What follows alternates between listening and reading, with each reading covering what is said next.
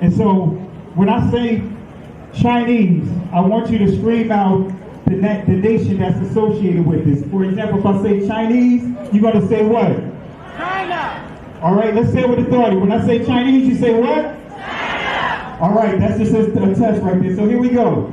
Chinese. China. Russian. Russia. Italian. Italy. German. Germany. Swedish.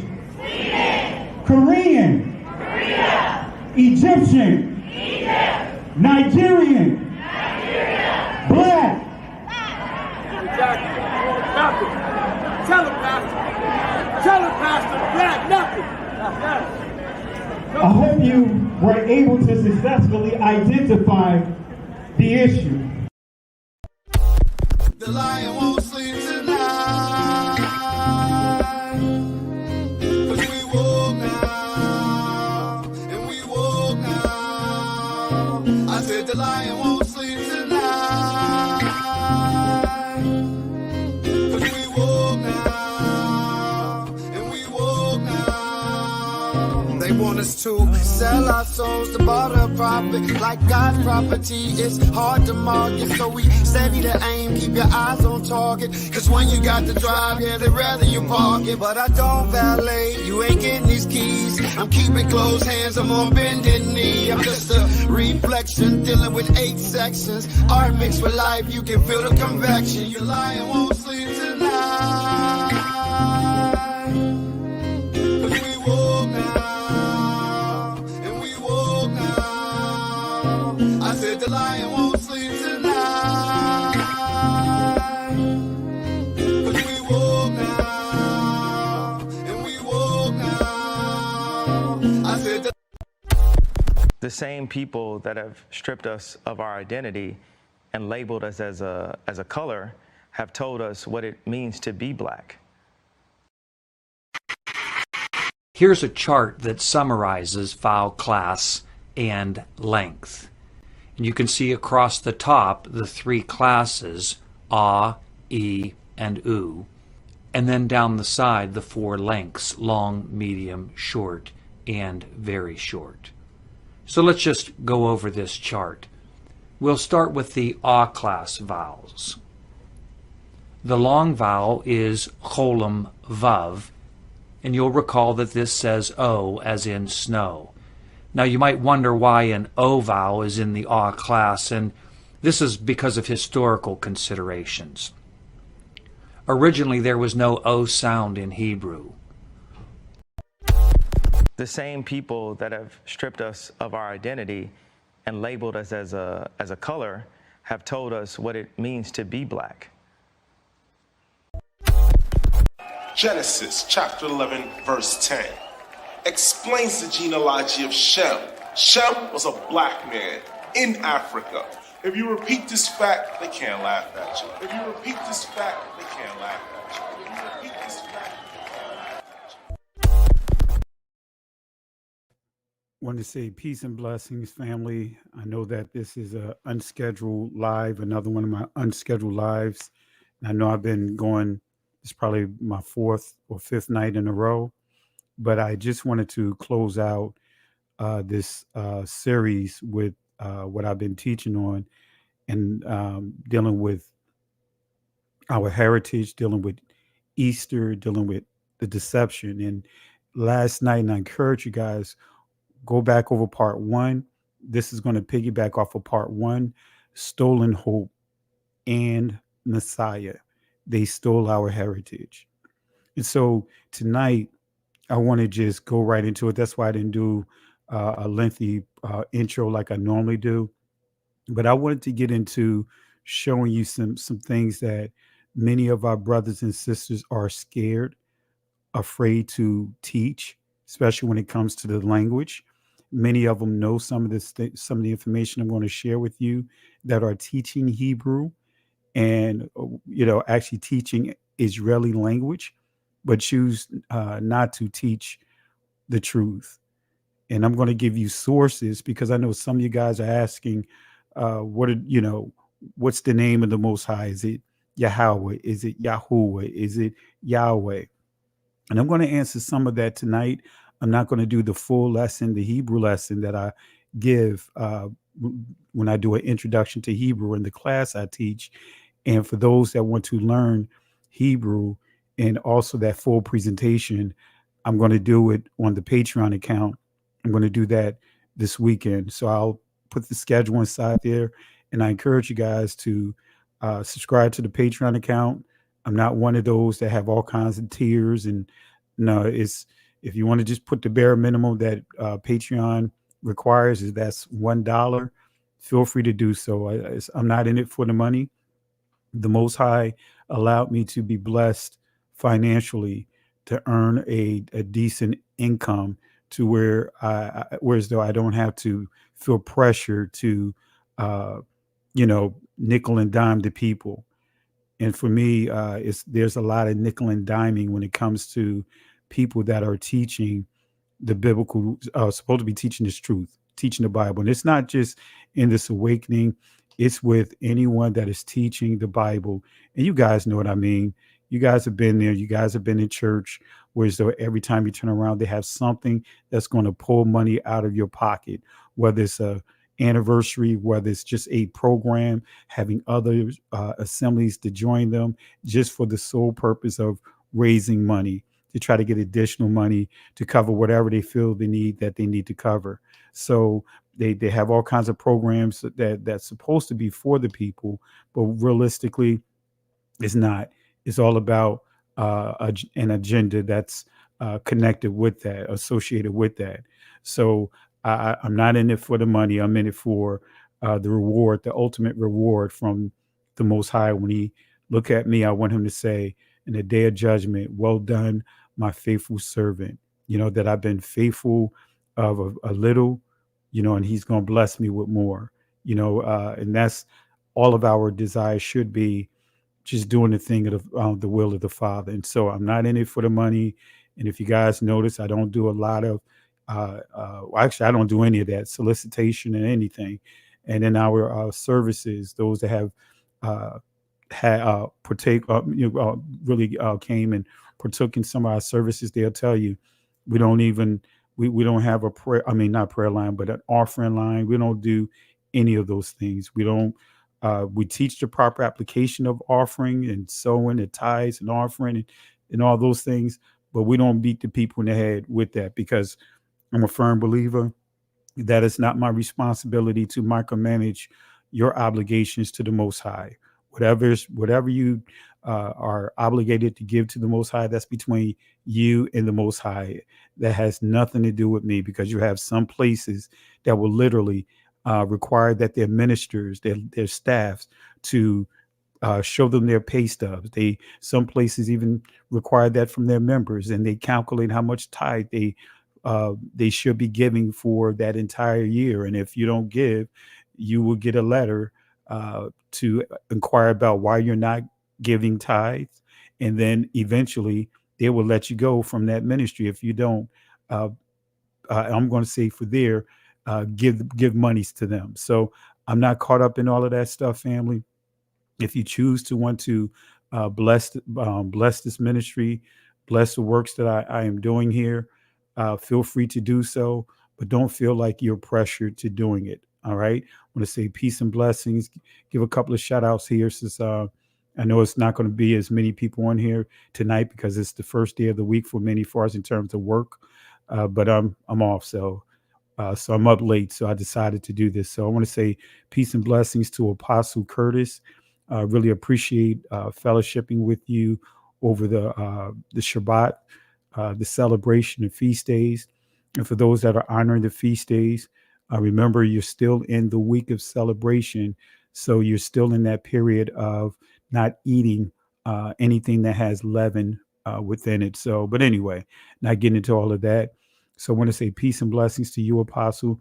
My sister, Ashonda at large. I want to say peace and blessings to you, my sister. Really appreciate all what you are doing and continue to do. It's been a tremendous blessing to this awakening. And family, if you're not subscribed to her channel, go to her channel. Go to her channel. She's doing an incredible work for Yah's people.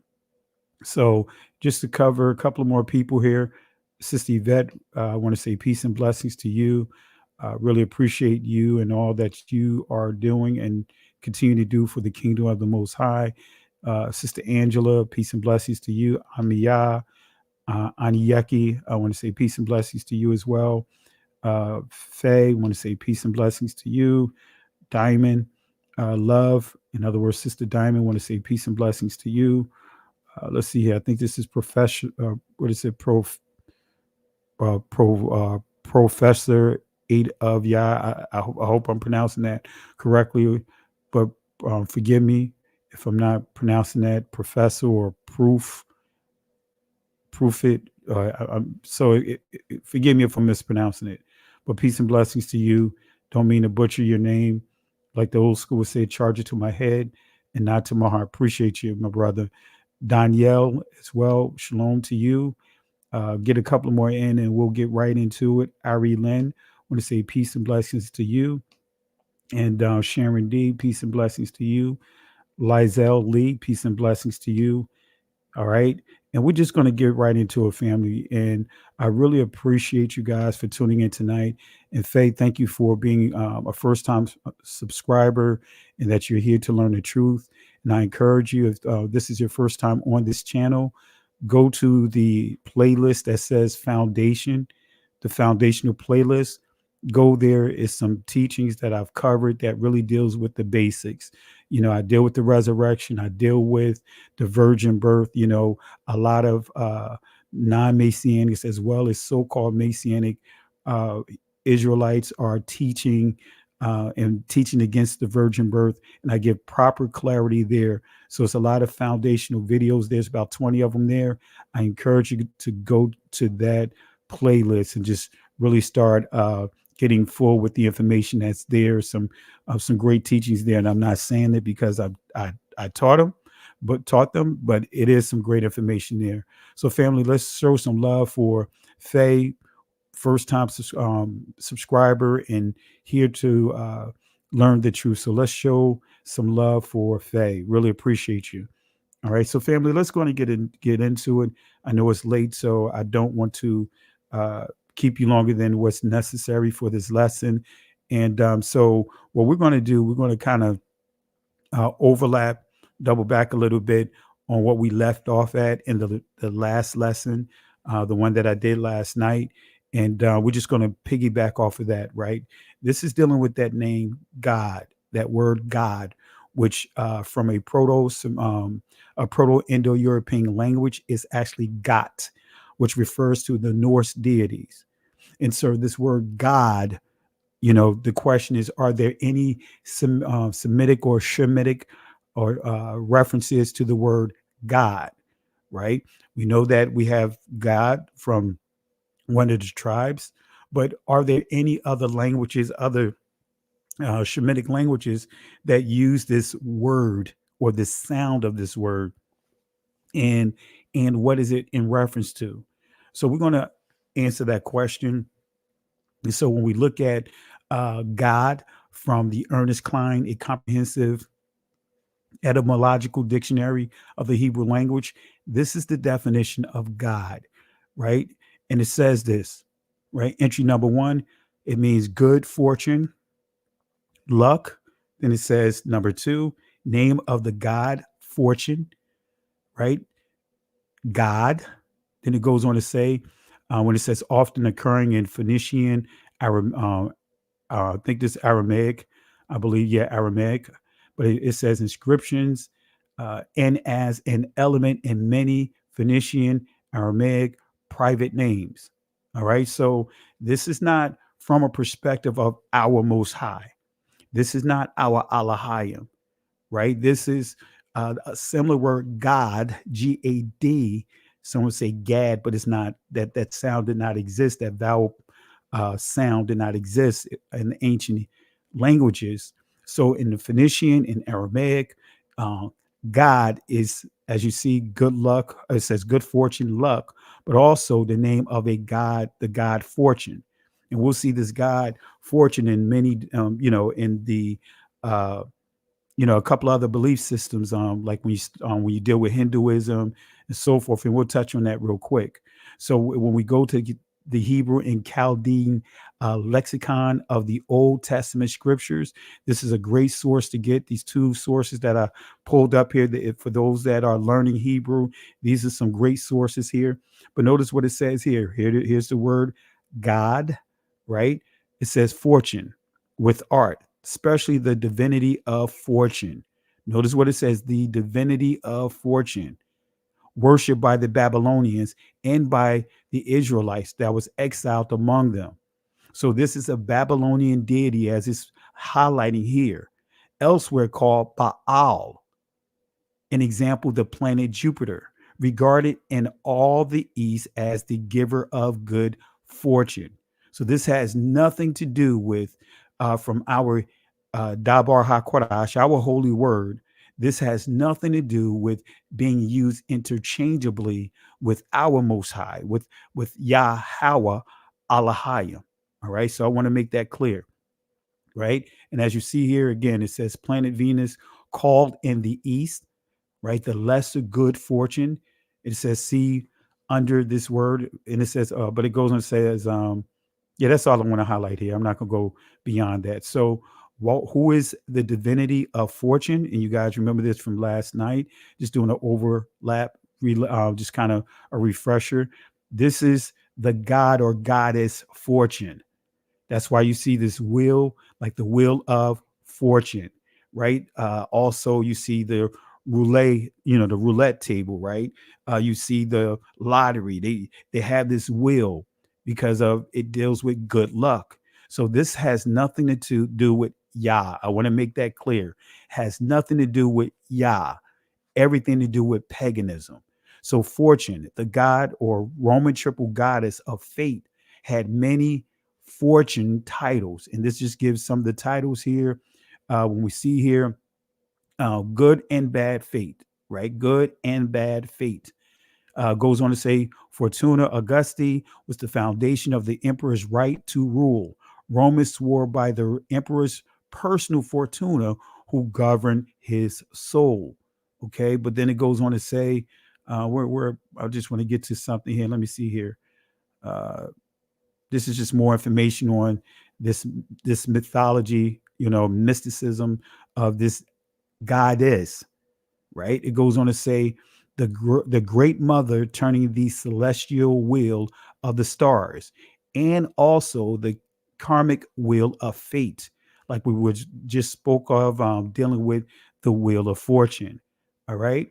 And it goes on to say here, on the Orphic Bowl of the 5th century AD, he appeared next to her. This is dealing with another deity, not getting into all of that, in her guise of the Lord of Death, halfway around the circle at the point of midnight. But it goes on to say here, the goddess favors ones went to her paradise in the far west, often called the Fortunate Isles, on the goddess magic wheel of time.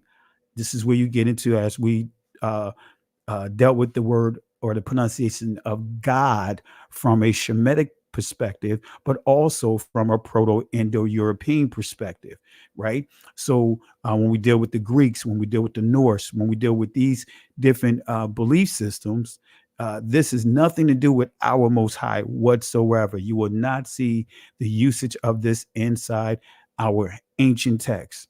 So on the goddess's magic wheel of time, odd numbers were sacred to her. This is why you see the odd numbers in one color, the even numbers in another color, right? So it says on the goddess's magic wheel of time, odd numbers were sacred to her, even numbers to her consort.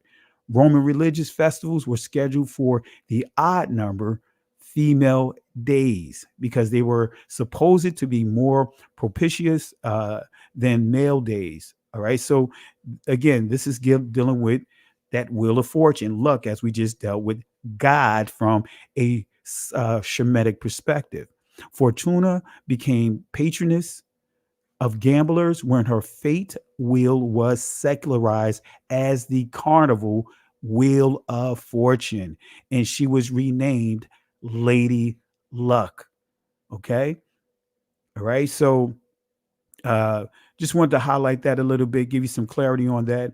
But I want to also touch on this a little bit from the Catholic Encyclopedia, what they say about the word Lord and what they say about God, right? But primarily, I want to highlight God, and because they're going to further confirm what I just highlighted here, right? Etymology of the word God, as you see, Anglo and the Saxons, God, German Gott, Gott, akin to Persian Khoda, Hindu Khuda.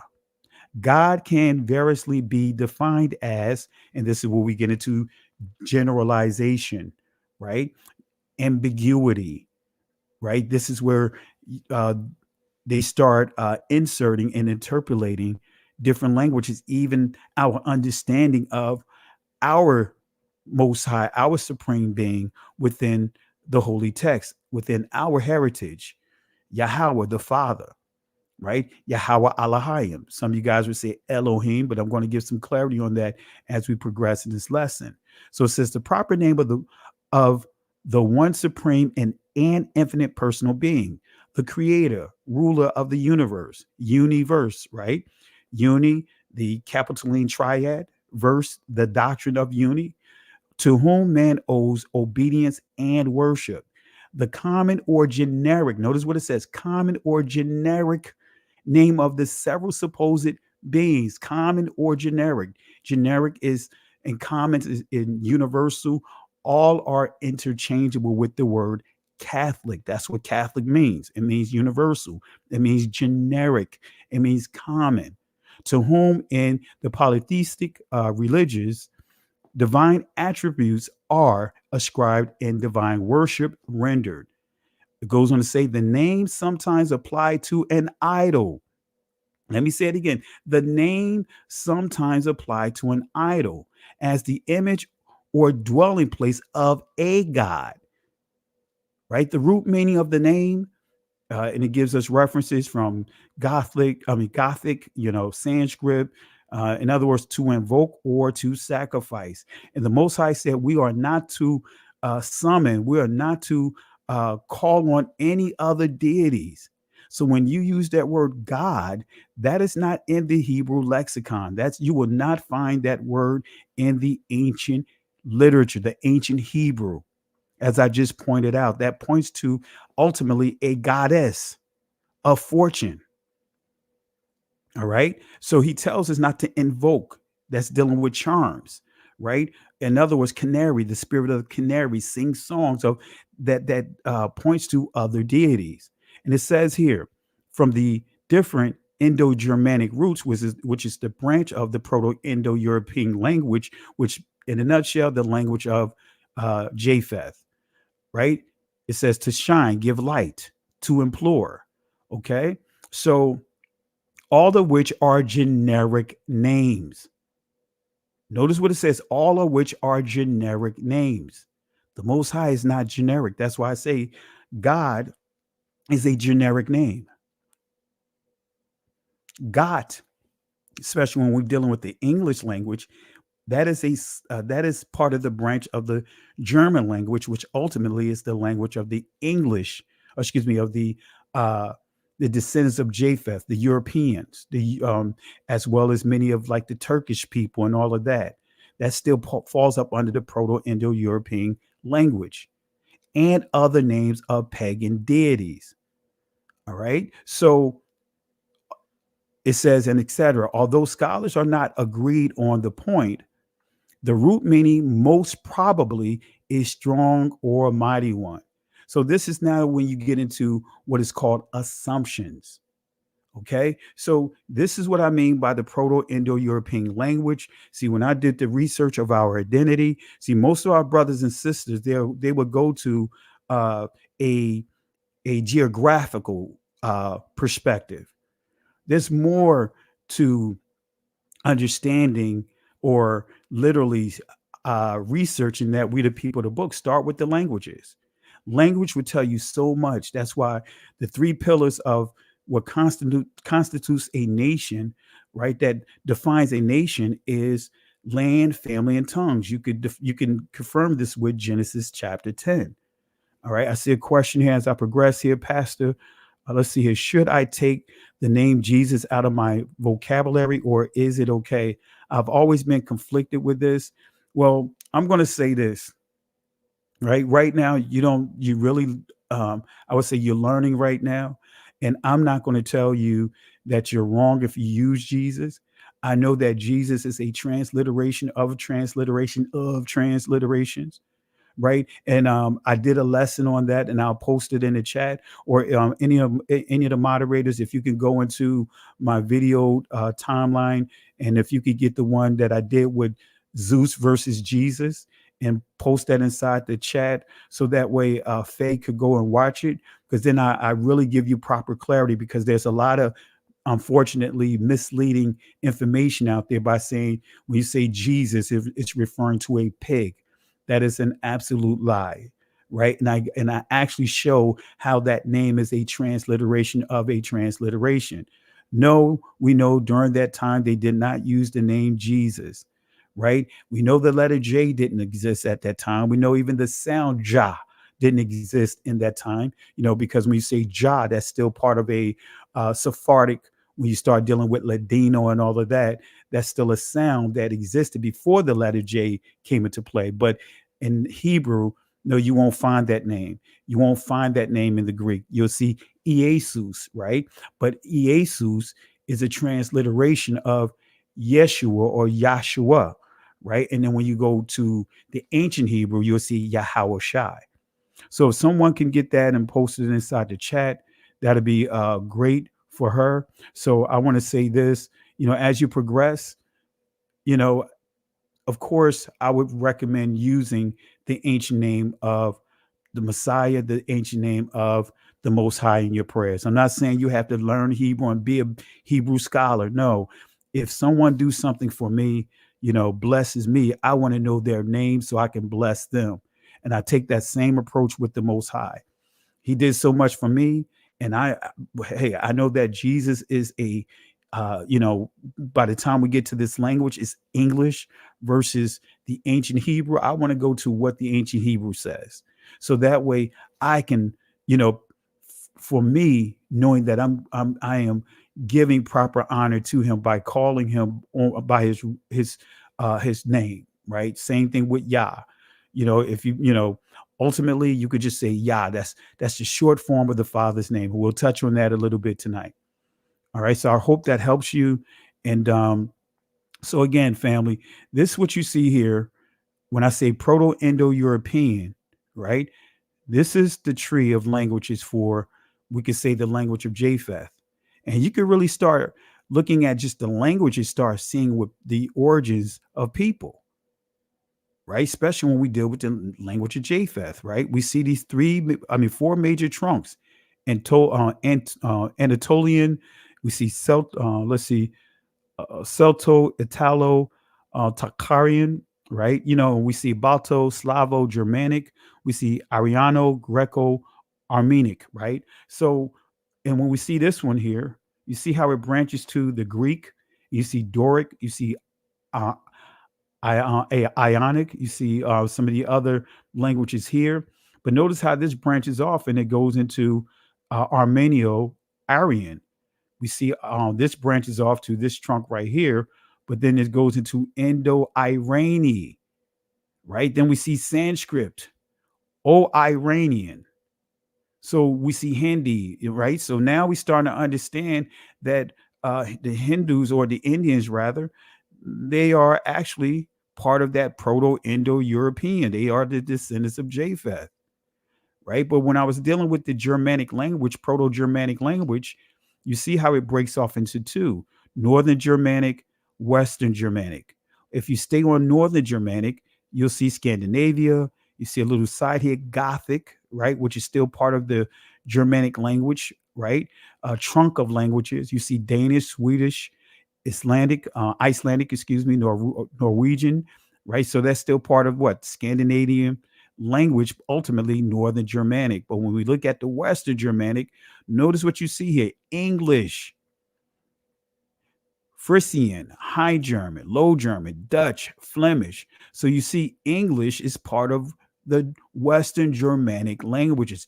You have Old English, Modern English, or Middle English, right? So that's still part of the Germanic language. And so when you're dealing with the word "got," that word "got," G-O-T-T, which transliterates now to saying God, it comes from this Germanic tree of trunk of languages, which points to their religion, which is the Norse. All right. So I just wanted to just show you this tree of languages here. And like I said, so much you can learn off of this alone. So this is the Proto-Indo-European tree of languages. All right. So is this confusing word God the name of the Most High of Israel? Now, I answered the question, but I'm going to answer it now. Is this confusing word God the name of the Most High of Israel? Now, this is coming from the Roman private guides, right? Revealing God's name, a secret hidden for centuries by the Vatican, right? It says this. In 2017, Pope Francis felt that the Vatican needed to create a connection with the public, and he realized the need for deeper transparency. This led to his request to unseal a set of ancient scrolls from Vatican secret archives, scrolls that had been secretly concealed from the public for centuries, as it often happens with texts or art deemed threatening or too revealing by the church. Over the centuries, the church has destroyed many art pieces. And this is when if you study the Russian icons, you'll see how they had a major influence of changing, like the Russian icons, for example, from looking like dark melanated people to being Caucasian. And you can get the information out of that book that the Catholic Church made a strong push to change those pictures to make them into Caucasian. That's why the heads are shaped funny, because they covering up froze, they covering up locks. All right. So over the centuries, the church has destroyed many art pieces, books, and ancient texts to protect its legacy. But that is a story I will share another time, right? And this is RomePrivateGuides.com. So they deal with a lot of travel. As you can see, this is their website, right? I came across this years ago, right? But anyway, but it says here, for now, let's get back to a text that will surely fascinate you with its implications, as it will have you wonder about the motivations to keep it hidden, as well as about its meaning.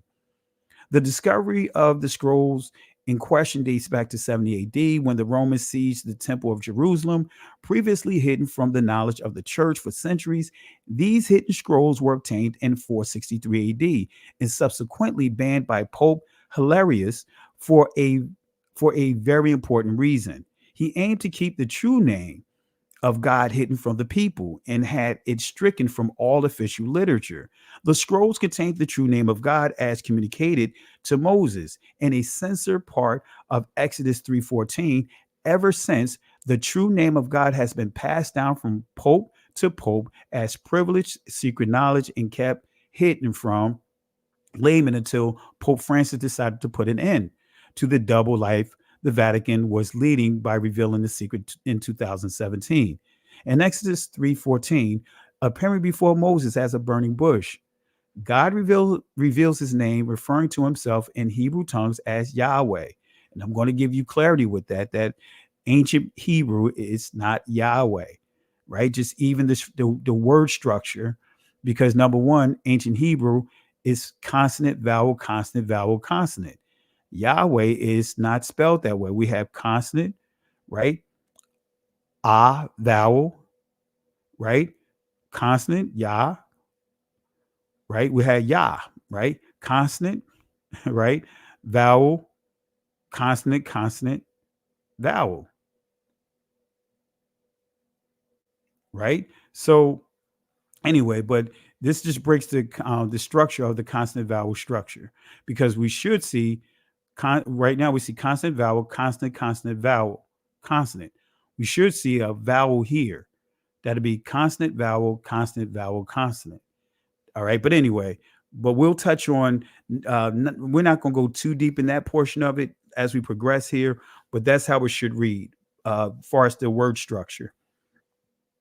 dealing with ancient Hebrew. Because here, when you say Yah, that's his short name. Hawa means exist, to exist. So Yahweh means he exists, which translates to I am who I am. Okay. The church decided that the name needed to be replaced with the words God and Lord.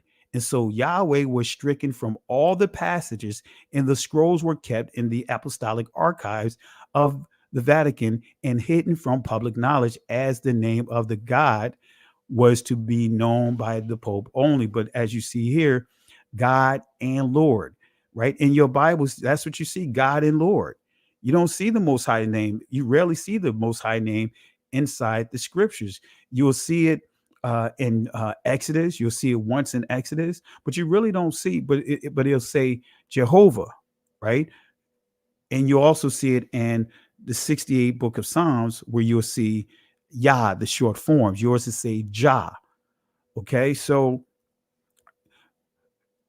here's some facts, some additional facts, because family, I'm telling you, you'd be surprised on a lot of the stuff that, in a nutshell, that are not biblical, right? And I'm going to share with you something else that is not biblical, right? So I want to share with you the facts about what is called the New Testament, and I want you to show you just the delusions that we have been up under.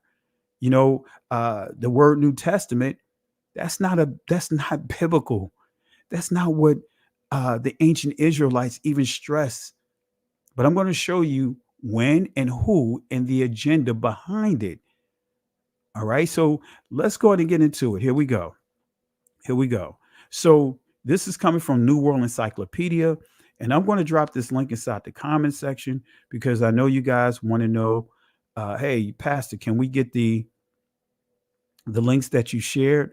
So let me share this to you guys, being that you guys are up here, up late with me, and I appreciate you guys.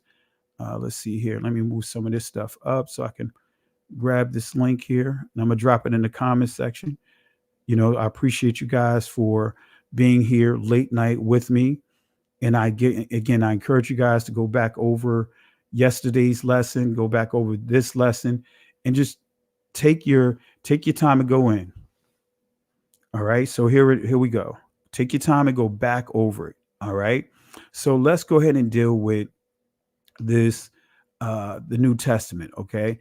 Let's deal with it. And you can, there's the link inside the comment section if you want to take a look at what, vet what I am saying, confirm what I'm pointing out to you. So the New Testament, the term New Testament came into use in the 2nd century during a controversy among Christians over whether or not the Hebrew Bible should be included with the Christian writings as sacred scripture. Y'all see this here, family? And I hope y'all pay attention to this. I hope you guys pay attention to this.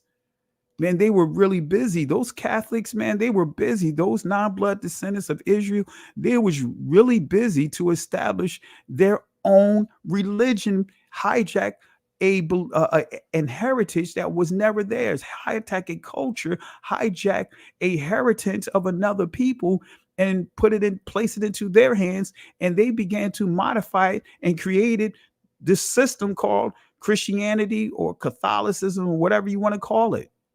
So again, the term New Testament came into use in the 2nd century. What? During a controversy among Christians over whether or not the Hebrew Bible should be included with the Christian writings as sacred scripture. What? So they were debating whether or not to include what is called the law and the prophets into their canonization of their text. What? Without the law and the prophets, which they called the Old Testament, this is why they labeled it the Old, truth be told, is so that way human nature, when you hear the word old, outdated. Right. So but they had to include it because it'll give the impression that Christianity or this belief system has been around before the antiquities. It's always been around. That is an old belief system, when realistically, it's only Islam was created in the 5th century. When we really get into Christianity, we could go back to the 2nd century, really, to be honest with you. It's the 2nd century. So it's only like 2 or 3 centuries older than Islam. But they had to include what they call the Old Testament to it. So it gives these, it gives this impression that it's old. It's an older belief system. Okay, so it says here, some other works which were widely read by early churches were excluded from the New Testament and regulated to the collections known as the Apostolic Fathers. In other words, generally considered Orthodox. And the New Testament Apocrypha, including both Orthodox and heretical works. All right, so who was the first person? Who was the first to use and coin the phrase New Testament? I'm glad you guys asked. Who coined this phrase? Well, the term New Testament is a translation from the Latin Novum Testamentum, first coined by the 2nd century Christian writer Tertullian. Tertullian was the one that coined the term New Testament.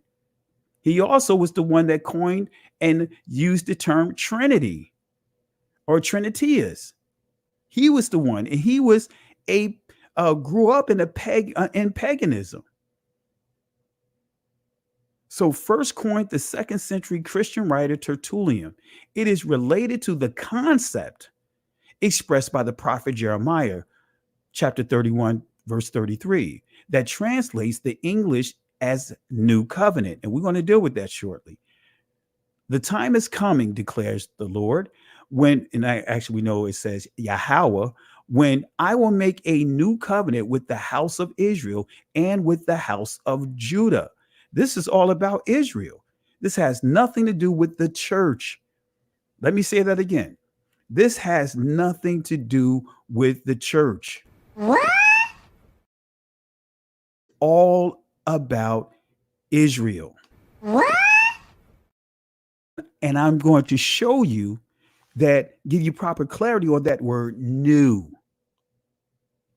Okay, so this concept of the new covenant is also discussed in the 8th chapter of the letter to the Hebrews, in which the old covenant is portrayed as inferior and even defective. When you highlight the transliteration of Hebrews chapter 8, verse 7, because really Hebrews is literally quoting Jeremiah. But notice, if you start understanding what Christianity and Catholicism teach, they are teaching that the old covenant is inferior. It is defective. Indeed, many Christians consider the old Christians, those that are the non-blood descendants of Israel, those are ones that are considered the old covenant with the, as you see here, the Jews, but we know they're referring to Israel, to be obsolete. So I want to give clarity on this word new, because I even hear a lot of some of the brews within the community will say, hey, the Most High is going to give us a new language. When I hear them say that, I can tell you they're incorrect, because they're not viewing the scriptures from a Hebraic school of thought. Right. So let's go ahead and deal with this word, this Hebrew word renew. Right. Because what is the name? What is the Hebrew word for renew? So we want to deal with the Hebrew word for renew. We're going to deal with the Hebrew word for new. So what is the dictionary definition of it? Notice what it says here. It's Kadash, Kadash, not Quadash. Some of you guys would say Kadesh, right? That's a whole nother story. But here is Kadash, right? This is the Kametz, which makes an ah sound. This is the Patak, which makes an ah sound. So to be Kadash. the sheen, because it had this nakuv, this dot to the right side of the letter. So that's why it's chadash.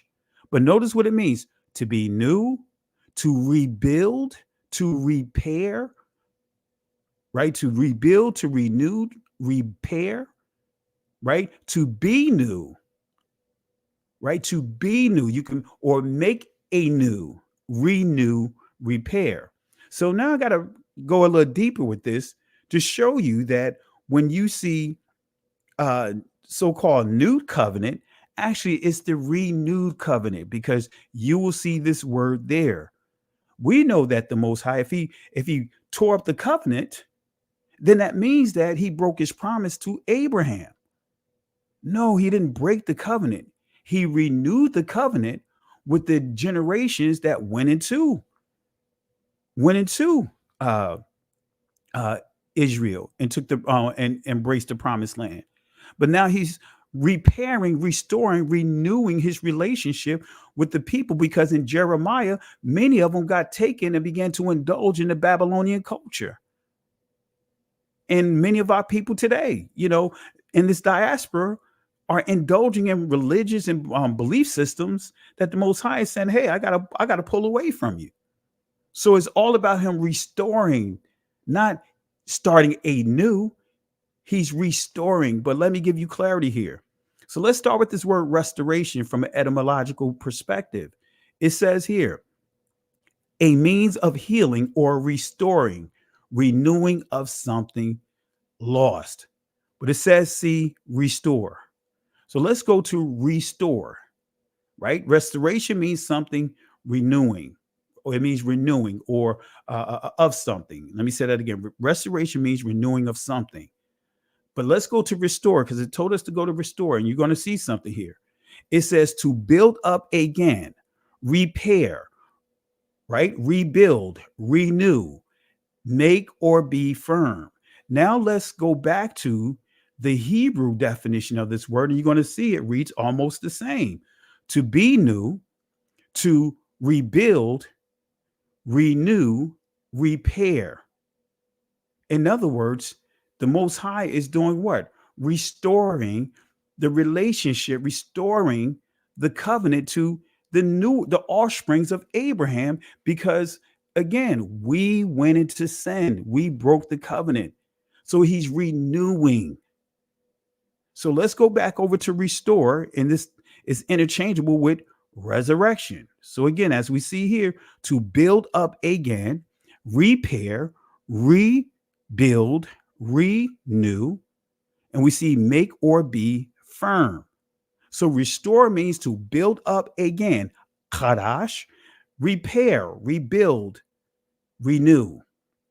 And then when we go to the key prefix here, right, this word forming element here, notice what means. And this is important here. It says back, right? Word forming element, back from, back to the original.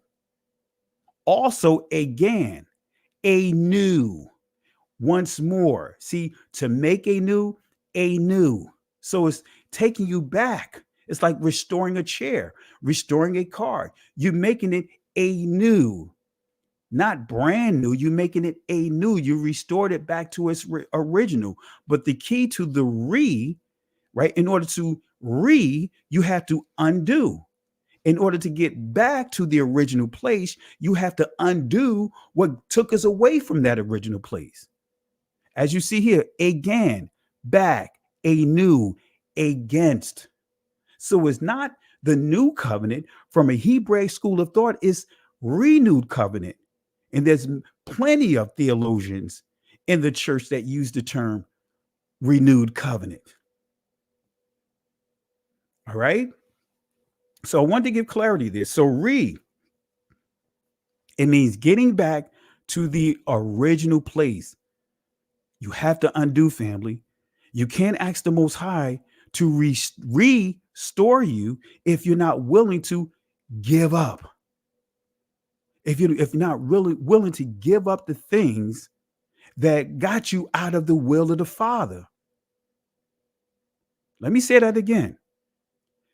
If you want the Father to restore, right? Let's just say if you want your credit restored, that means you have to undo. You have to undo bad behaviors. You have to undo those bad ratings, those bad things that's on your credit scores or your credit report. But you have to change your behavior. You have to undo the behavior that got you that that bad credit score. Because if not, you're going to continue to have bad credit. So means getting back to the original place, family. Let me say that again. Means get back to the original place. Let me say it one more time, family. Means get back to the original place. So when people say the new covenant, wait a minute, what are you talking about? Give me the commandments of the new covenant. They can't tell you, or they may say, oh, to love everybody. That's not a new commandment. That's already there with the covenant. Oh, to love God. That's all part of the covenant. The covenant is the 10 commandments, or the 10 commandments is the words of the covenant.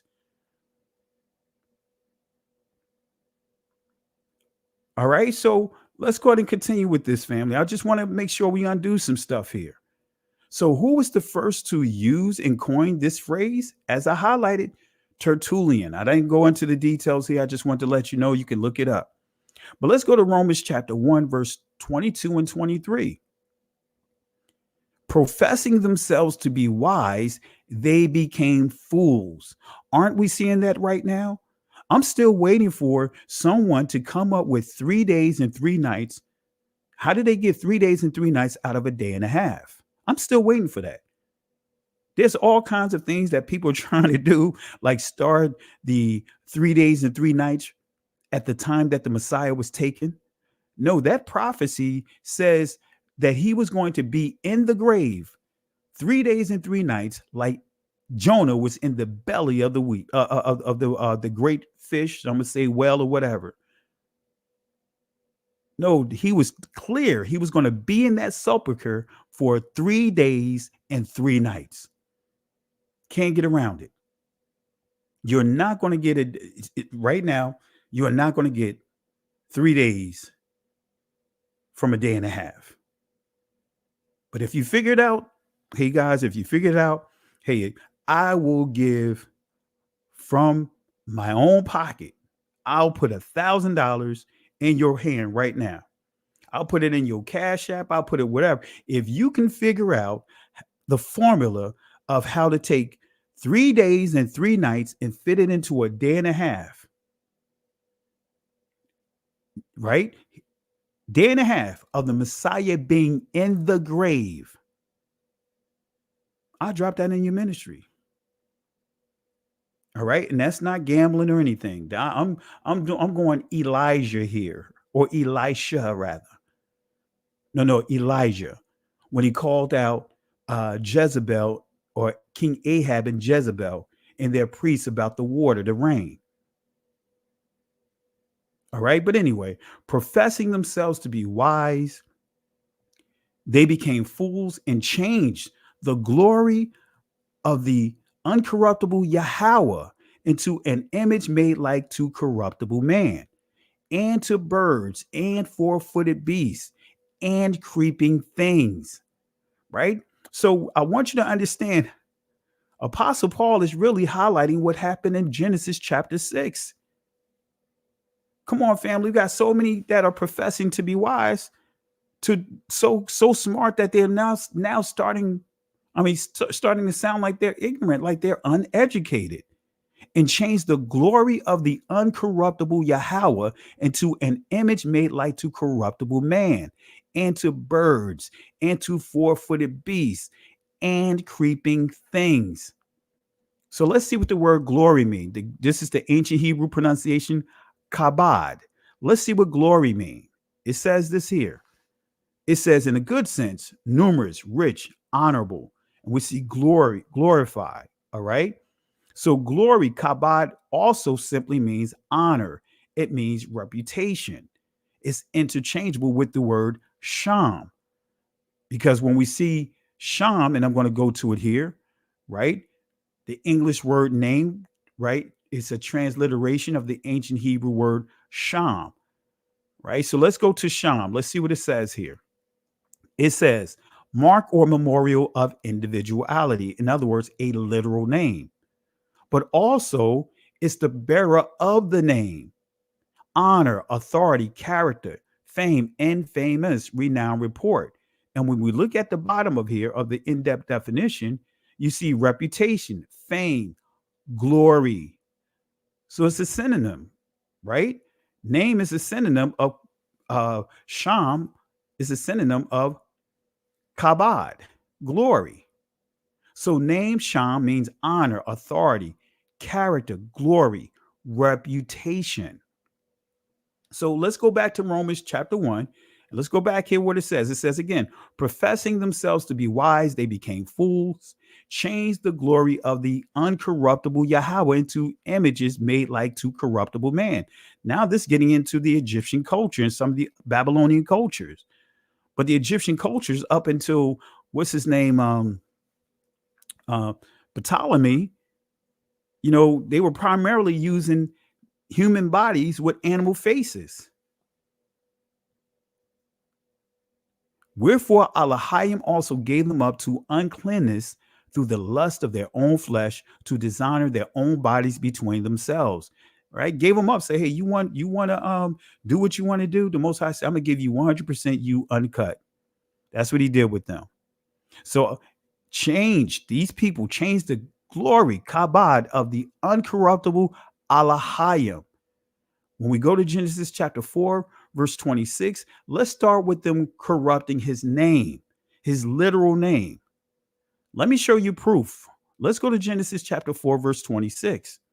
Right? When you read it, it says in Seth, to him also was born a son, and he called his name Enos. Then began men to call upon the name of the Lord.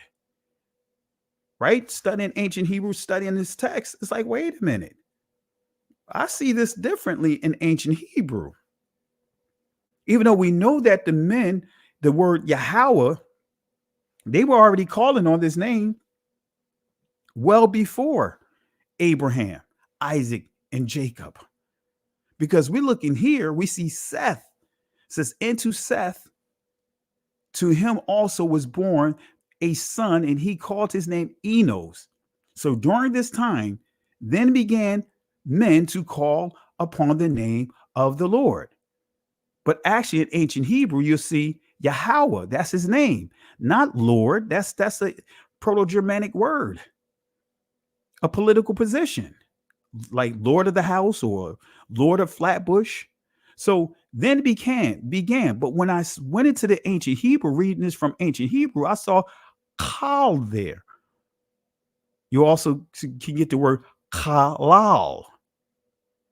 And I'm going to show you what this name means. Men to call, quara'ah, upon the name Sham, Hasham Yahweh. That's what you would see in ancient Hebrew. But let's see what this word kal or kalal mean. Not halal, but kalal. Let's see what this name means. Let's look up what's transliterated to began. But let's see what it means in ancient Hebrew, and you'll get a better understanding of this word. Notice what it says. To bore, an example, to wound, dissolve, profane, to break. In other words, break one's word. So we see when it says that men began to call upon the name of the Most High, they're saying men at that time, they began to profane. They began to bore. They began to wound. They began to dissolve. But the key is they began to profane the Most High's literal name and the reputation behind his name, right? We see here to break, also defile. And in other words, eat as common things like sacrificing to pork, unclean foods. We see in the ark, the Most High, Noah already knew the difference between clean and unclean animals because they were separated like that in the ark. So we see here profane, cast as profane, profane self, prostitute. So they began to profane defile, pollute, desecrate the Most High's literal name and his reputation. So again, kal means to wound, it means profane, it means defile, it means pollute. So does this mean that man began to profane or wound the name Sham of Yah? Guess what? Yes.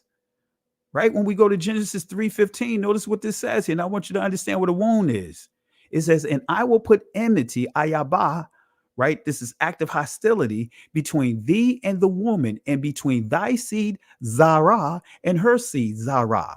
And it shall bruise, shall whop thy head, Ra'ah, or Ra'ash, or in the Israeli pronunciation, Resh. And thou shalt bruise, shall whop his heel, Akoba, or Akwaba.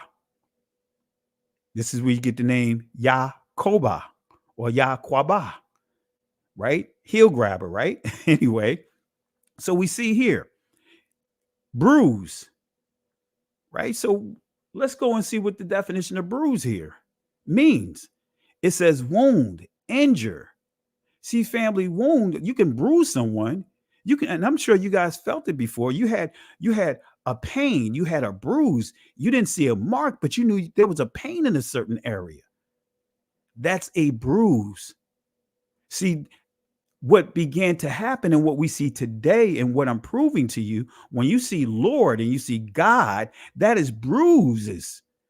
Those are subtle wounds right there.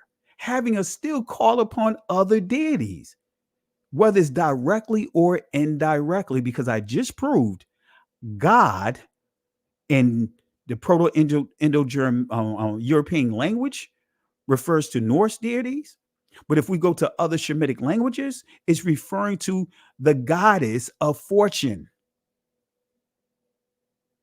Now, we do have a tribe named God, but it's not referring to a deity.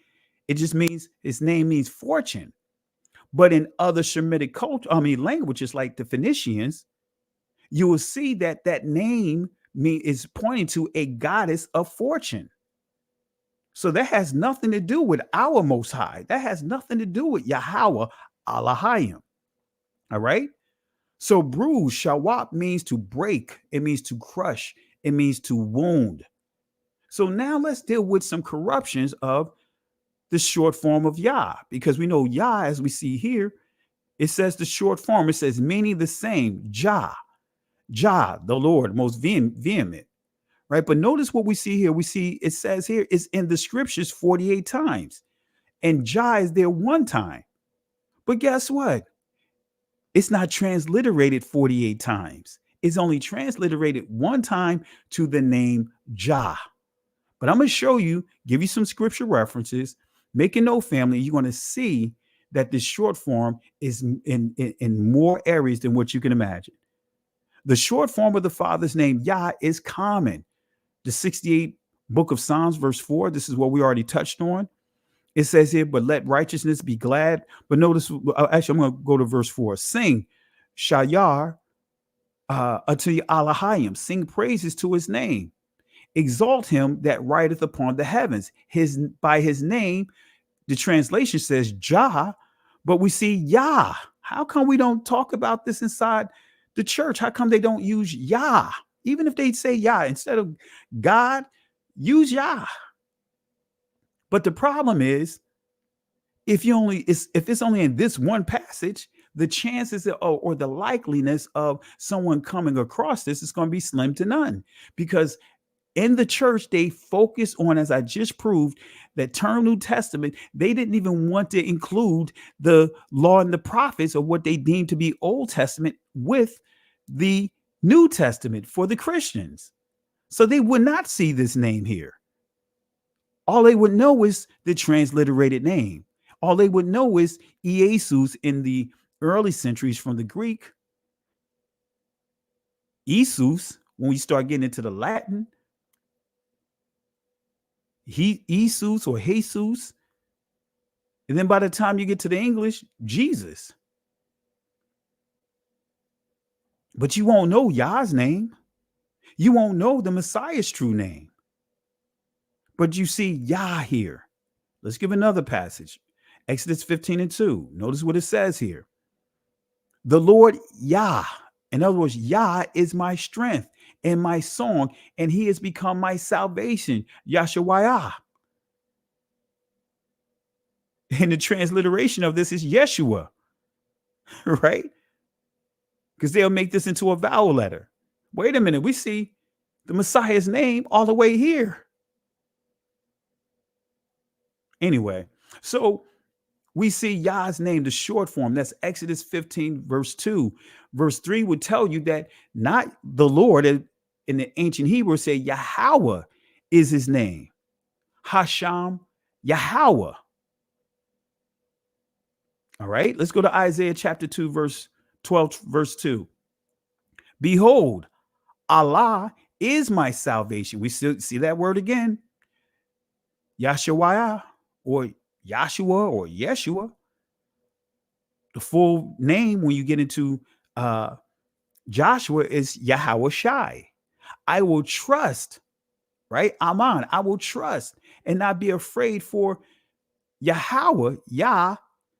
You see the Lord Jehovah, right? But actually it's Yahweh. Has his short name, has his full name, is my strength and my song. He also is become my salvation. But why don't we see Yah? They could have put Jehovah, since we've seen Jah in the 68th book of Psalms, verse 4. Why didn't they just put Jehovah? See, this is where we get into the readers like you and I. We're subjected to the translators. We are subjected to the translators. All right, so let's go further with this. Let's continue. So men began to profane Kal or Kalal, which means wound, the name of Yah. So let me give you some examples. Amen Ra, right? I'm sure you guys heard this before. If you say Amen Ra, that means that, or say amen, you're paying homage to Amen Ra. Well, actually, that's Amen Ra is not his actual name.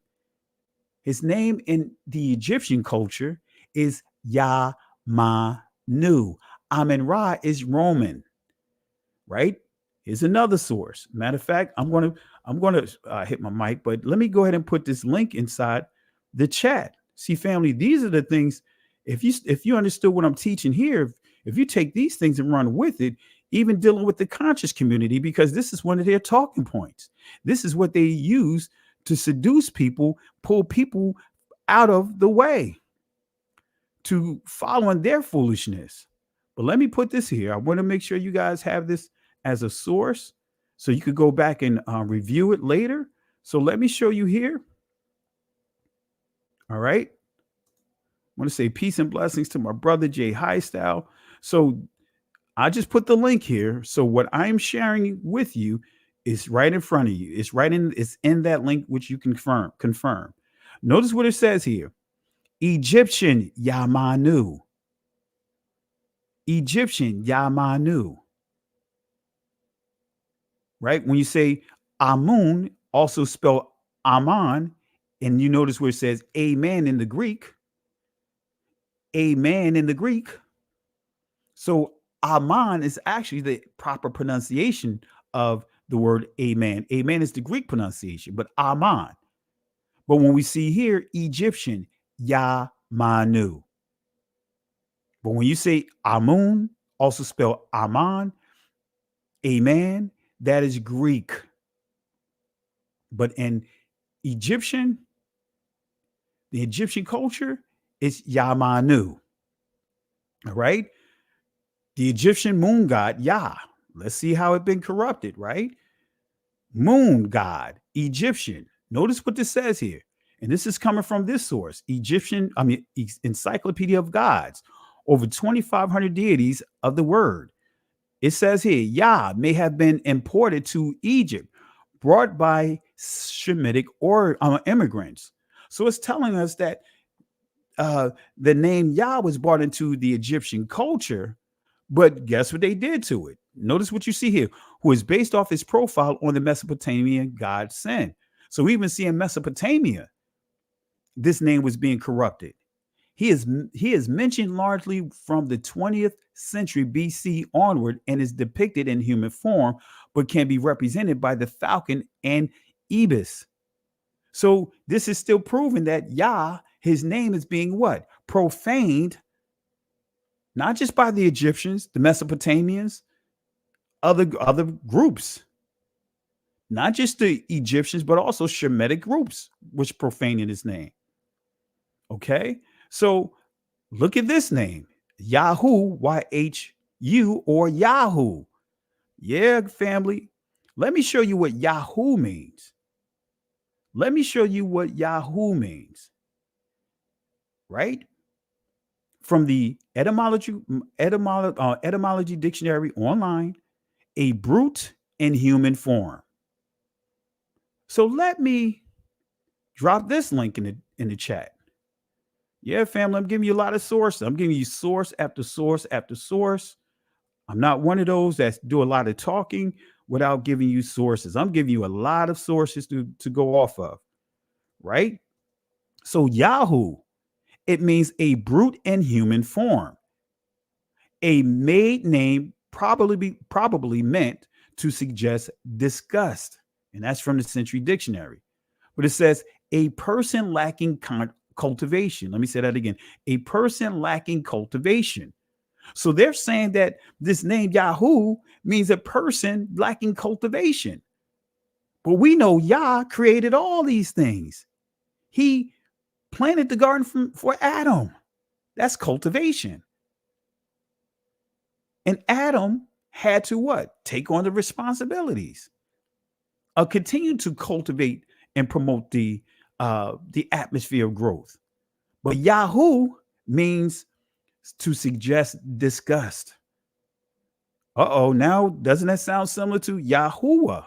And we're going to touch on this shortly, family. But I want to show you the examples of profaning Yah's name. And I'm going to tell you, I shared this with some of our brothers and sisters.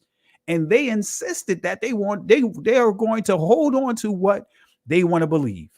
Even when I gave them this truth, they asked me a question. I remember I was at a conference, got asked the question. I said, do you really want to know? They say, yeah, because we know that your reputation is you do a lot of study with the Hebrew. I said, okay. I took them. I said, show me the etymological dictionary of the word Yahoo. They went there.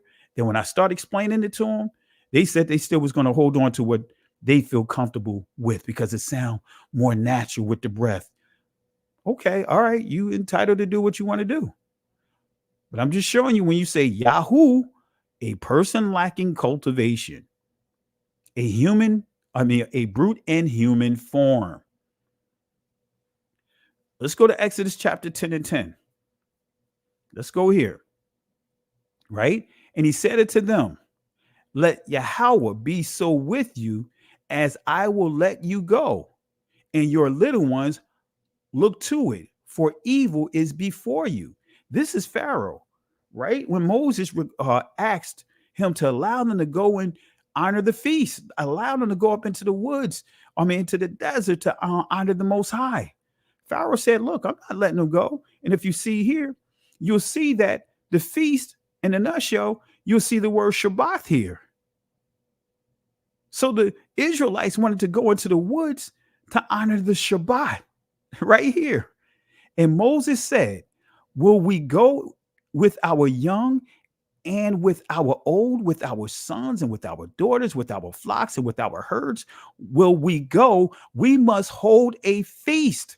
And in the scriptures, you will see the word Shabbat here in the ancient text unto Yahweh. We must hold a Shabbat. So even before they left Egypt, before the Passover, the very first Passover, Israel was trying to honor the Shabbat. They was trying to honor a feast day. And I can prove to you that it was the Feast of Tabernacles.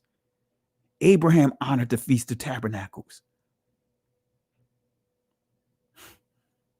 You see, family, we have so many nuggets before us. For those that say that, hey, we have to be in our own native territories, that's not correct, because I'm just proving to you that that's not correct. So the very next verse, notice how Pharaoh responded to him, Moses, under the giving the request to Pharaoh under the instructions of the Most High. It says, and he, right, Pharaoh said it to them, let Yahweh be so with you as I will let you go and your little ones. Look to it, for evil, Ra'ah, is before you. Nagad, Panaya, Kam. All right, let's break this down here. Pharaoh knew the literal name of the Most High because he's saying it right here. And he said, let Yahweh. Pharaoh knew the literal name of the Most High. But see, Pharaoh, because among the Egyptian culture, the pharaohs are viewed as a god among the people. That's why they build these big giant, what was nothing more than, if you want to call it, it's nothing more than grave sites. But they built these big giant pyramids and all that, which in Greek, all they were doing was building, they are called sacred mountains, because they were trying to mimic the place where the Most High dwelled. So Pharaoh, who refers to himself as a deity, a god, or should we say Allah and Allahayim. So Pharaoh knew, excuse me, the misspelling here, put N-E-W, should be K-N-E-W. Pharaoh knew the literal name of the Most High of Israel, but Pharaoh did not worship Yahweh. He made it clear he's not worshiping Yahweh. So according to Egyptian tradition, the right eye represented the sun. And so it is called the Eye of Ra, while the left represented the moon and was known as the Eye of Horus. So Pharaoh denied the request of the Israelites to worship Yahweh, but he also stated that Ra is before you. So that's what that phrase that I read, what it means is Pharaoh saying Ra is before you. So in the results of him declaring that, hey, you know what? Forget Yahweh. He said, I'm before you. My deity is before you. He said, Ra is before you. Ra'ah in ancient Hebrew is the pronunciation of the word. Ra'ah is before you. In other words, Yahweh used the plagues of locusts, which blotted out the midday sun, the darkness from the sandstorms, and the death of the firstborn to blot out the eye of the land, which is called the Eye of Ra. So he put a contact lens on his deity, actually put a patch over his so-called eye. All right. So what is the name of the Most High? We're getting there, family. We're getting there. What is the name of the Most High? What is the name of the Most High? Let's go to Exodus chapter 15. And family, make a note. Let me clear my throat. All right. What is the name of the Most High?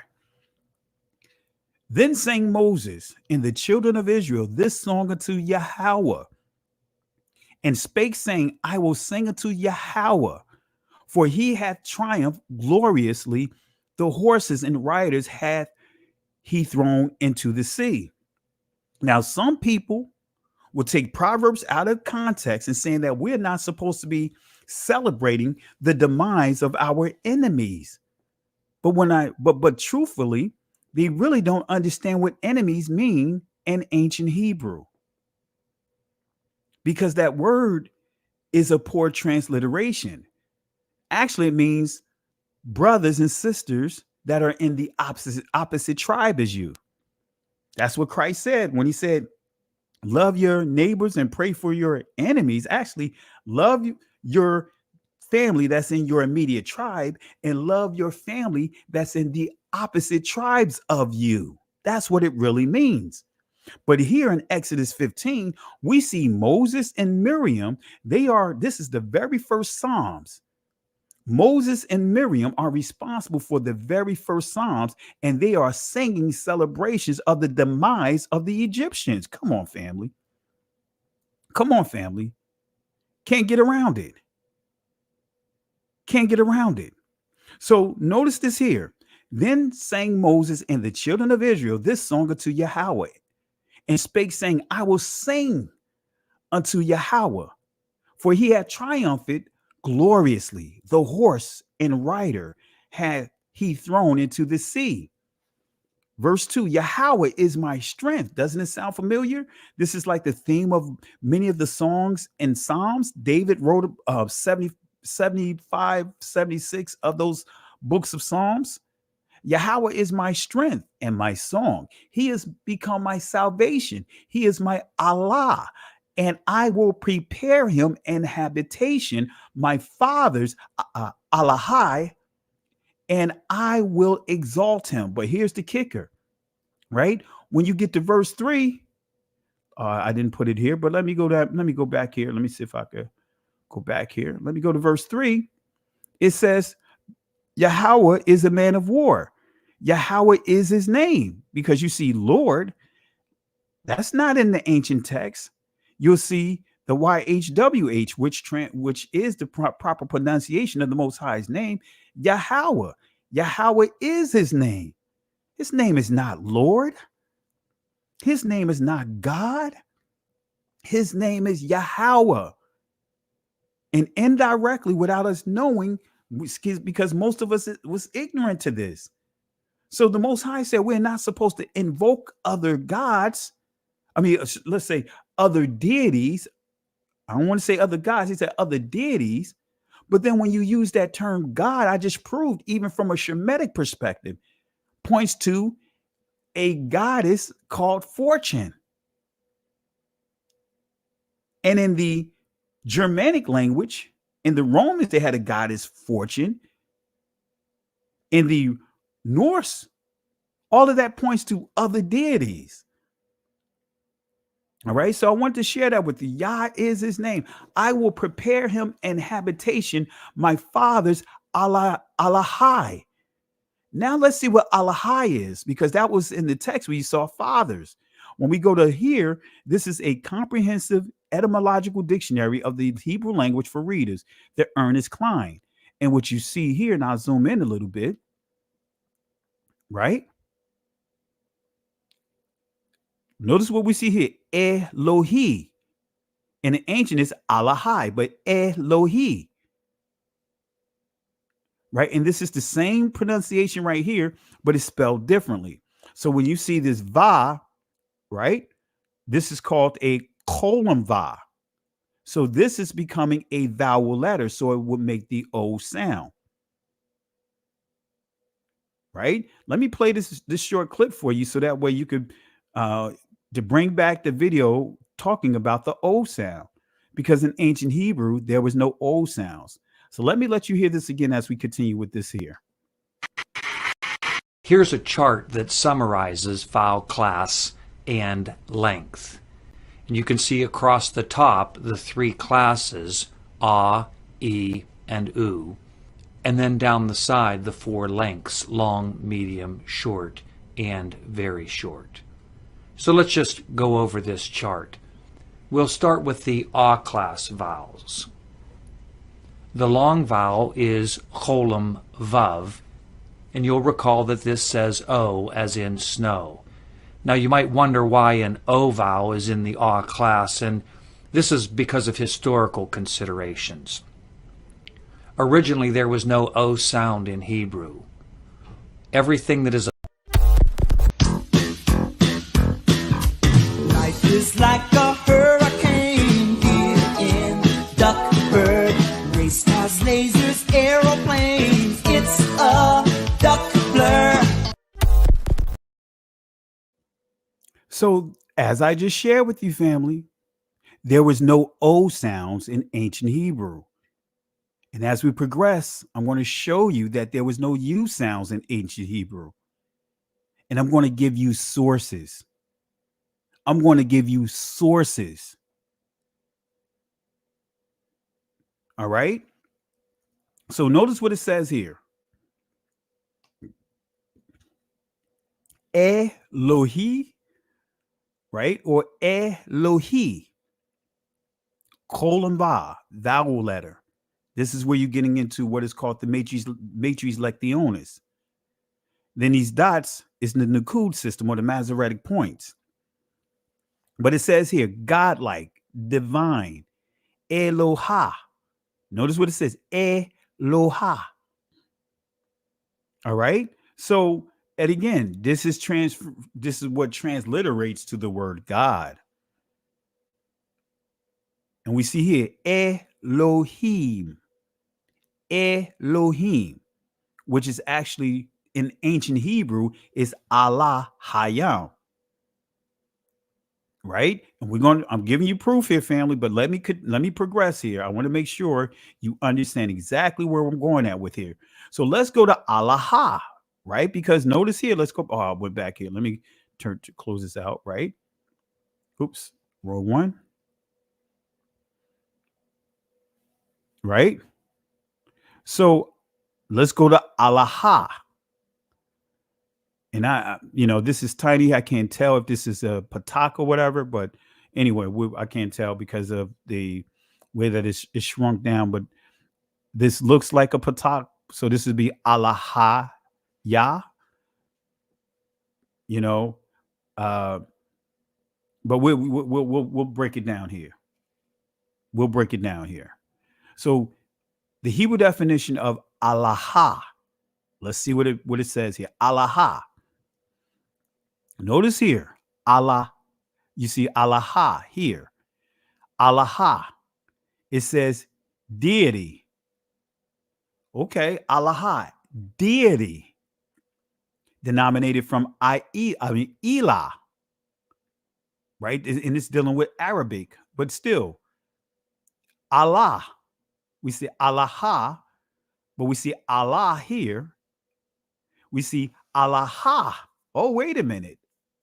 We see Allah, which also from Ilah, but we see Allah. Uh-oh, family. See, 2 or 3 witnesses, because how do we get Because you're not pronouncing the ancient letter lab. In the Israeli is aleph, which is silent. You're actually pronouncing the marks of man. So let's go to the Aramaic definition of Allah. Notice what we see here. Yes, family, let me drop this source here because I believe in sharing sources, because I know we got some brothers and sisters here tonight. You guys are on it tonight. And I know you guys will go back and research this. I'm going to drop some sources here. I'm going to drop this source that I read for us, the Ernest and Klein. I'm going to drop that here. All right, let me drop that here. This is an etymological dictionary here. All right, but let me drop the source that I just mentioned to you, the English Dictionary of Contemporary Ancient and Babylonian Assyrian Dictionary. Let me drop that here.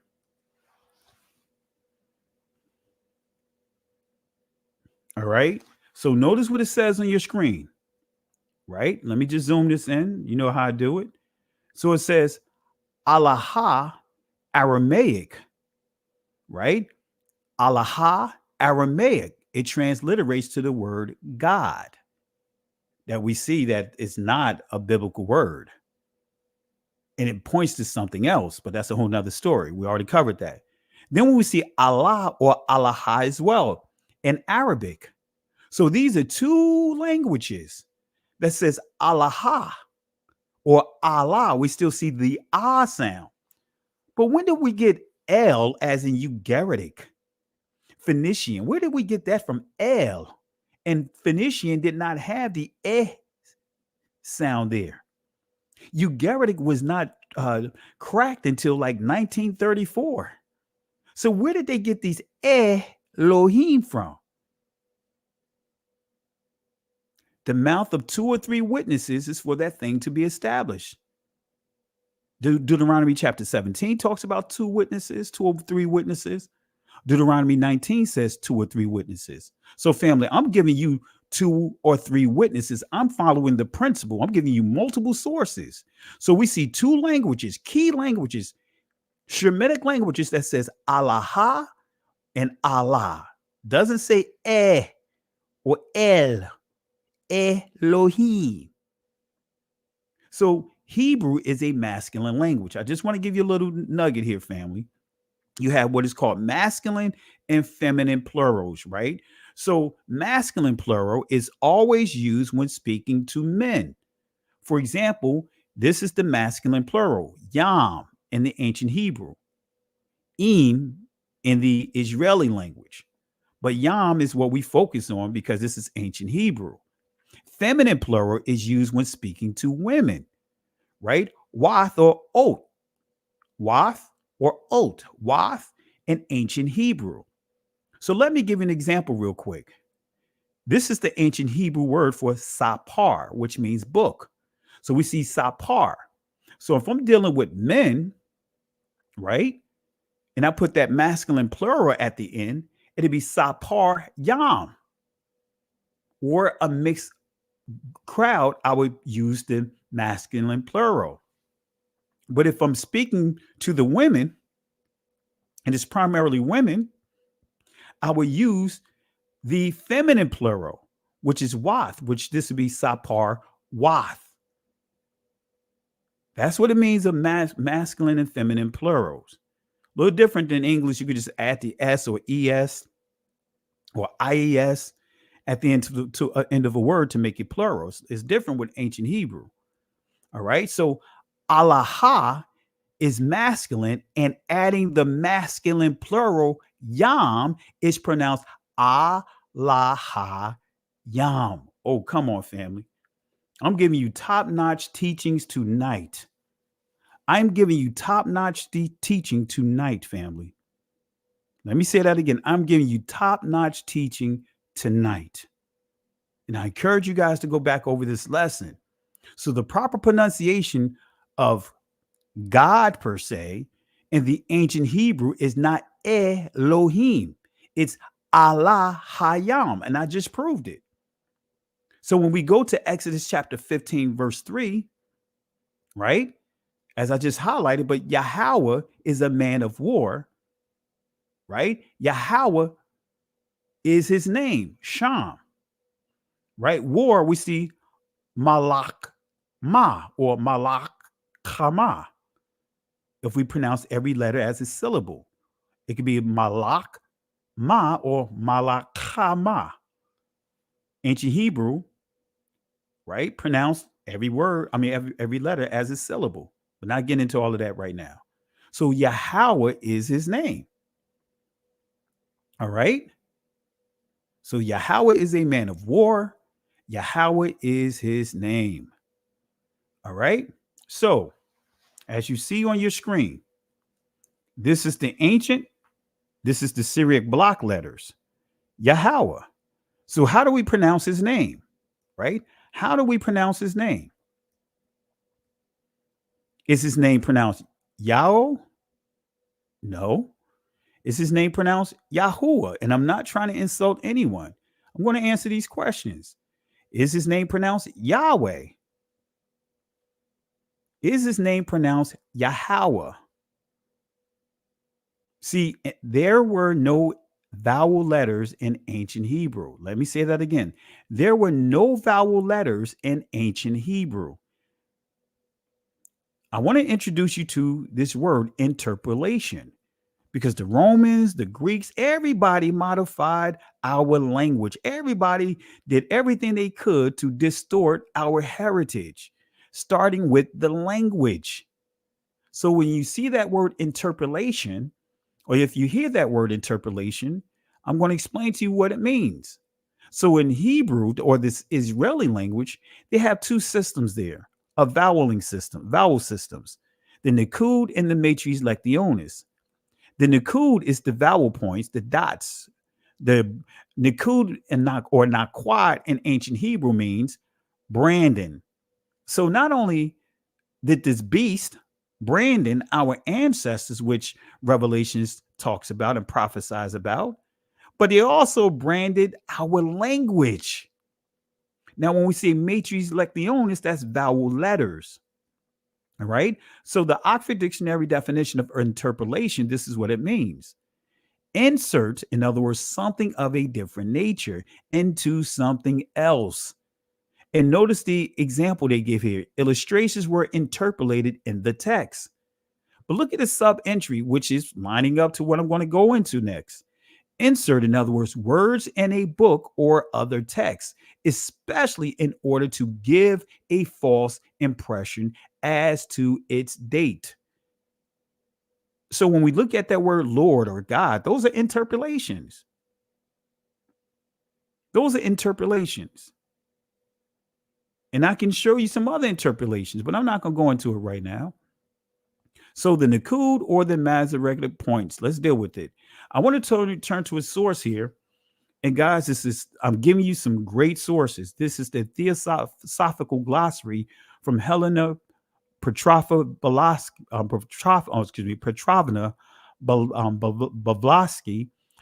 1892, page 208. Excuse me for butchering her name.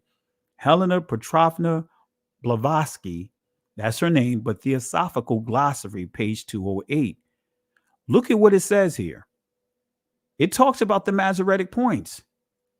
It says here, the rabbins, in other words, rabbis who bruised themselves with the Masorah, hence called Masoretes, were also the inventors of the Masoretic points. And they weren't even Israelites. They're not Israelites. It's a fact, which are supposed to give the vowelless words of the scriptures their true pronunciation. See, many will say that wah is a double U because of the misunderstanding of that letter and the English language.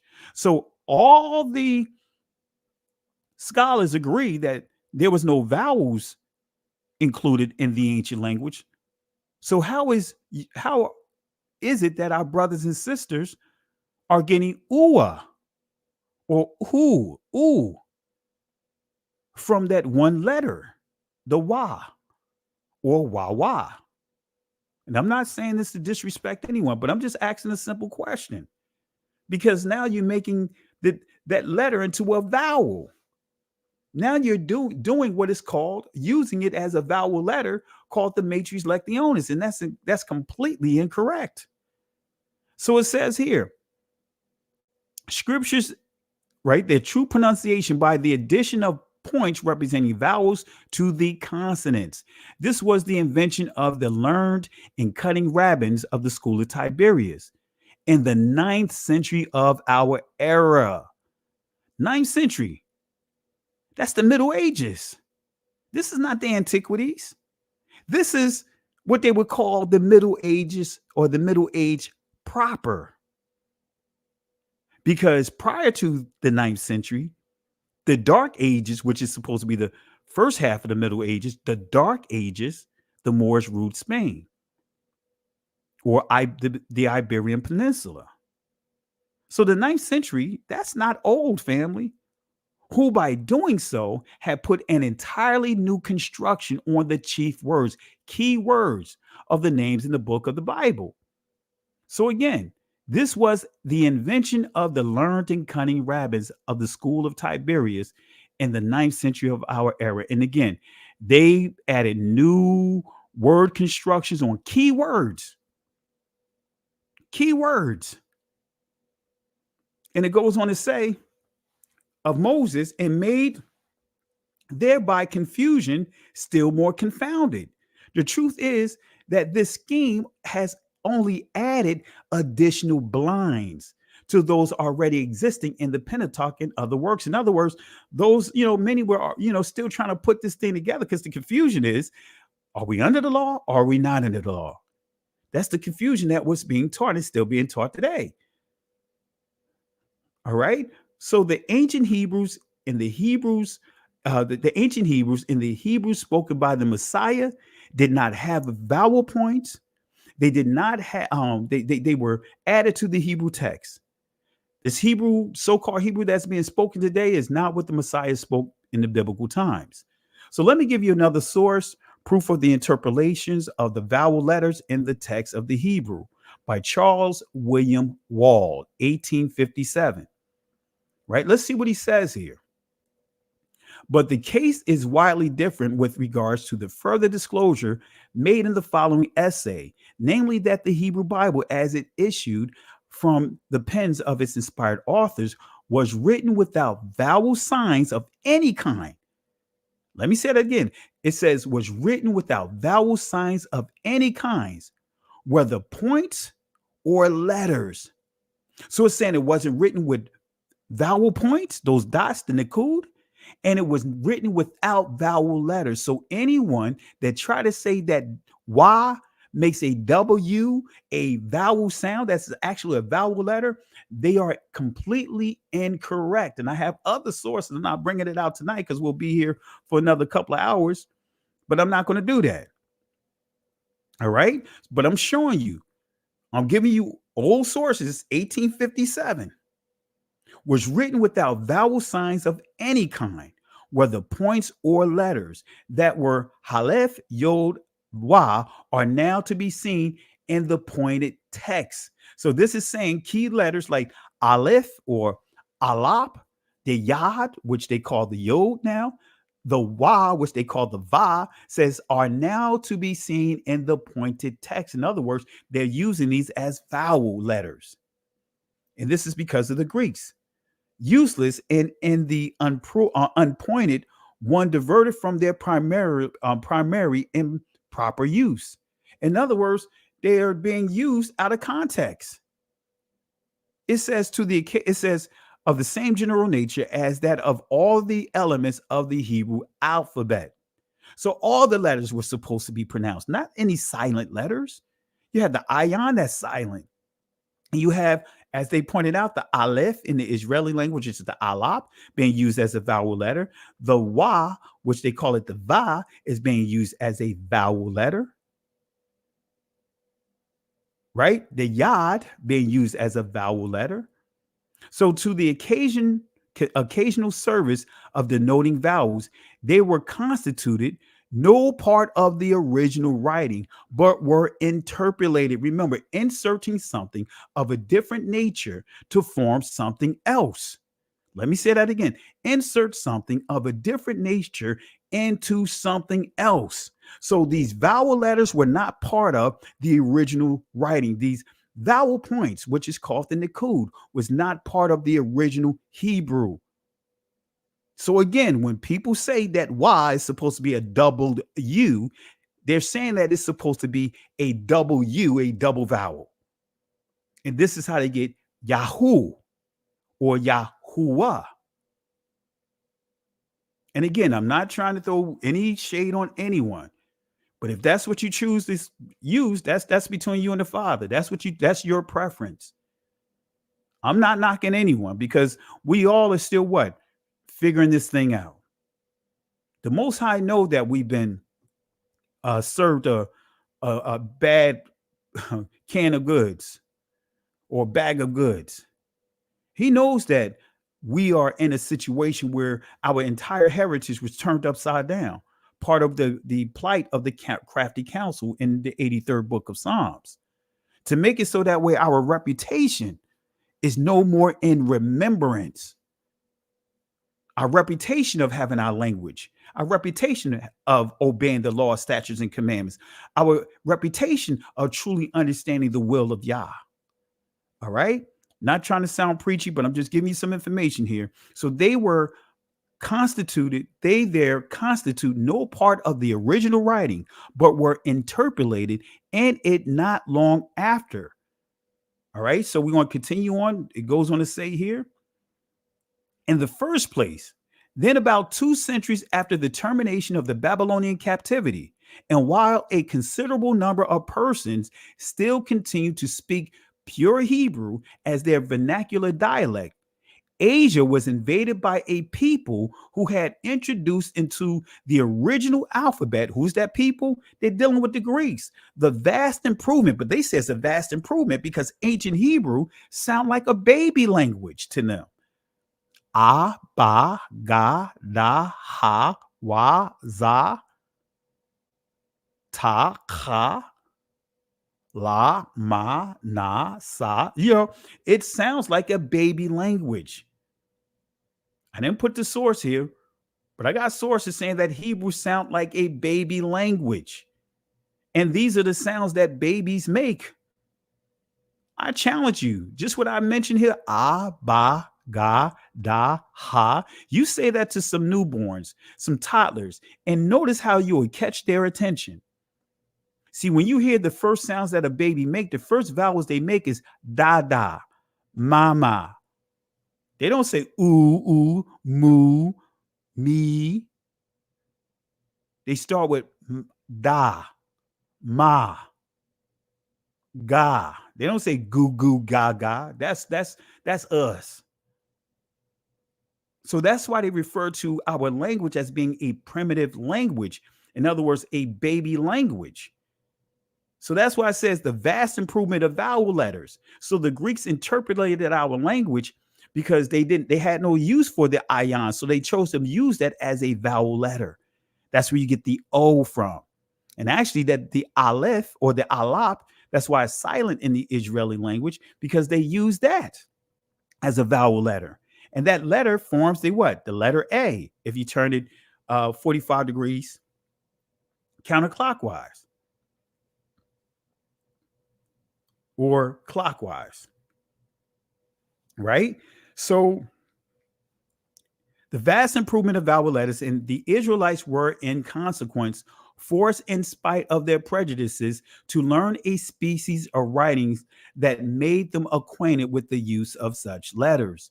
In the second place, their scripture were very soon afterwards translated into the tongue, connected with this writing by the order, as tradition tells us, of a pagan government, and at any rate in a country in which they and their religion were peculiarly hated and despised. This rendering the Old Testament into Greek, a language at the time understood throughout the civilized portion of the world. Because as Negroes, we were considered uncivilized. All right, this is just a duplicate. All right, last point I want to make with this.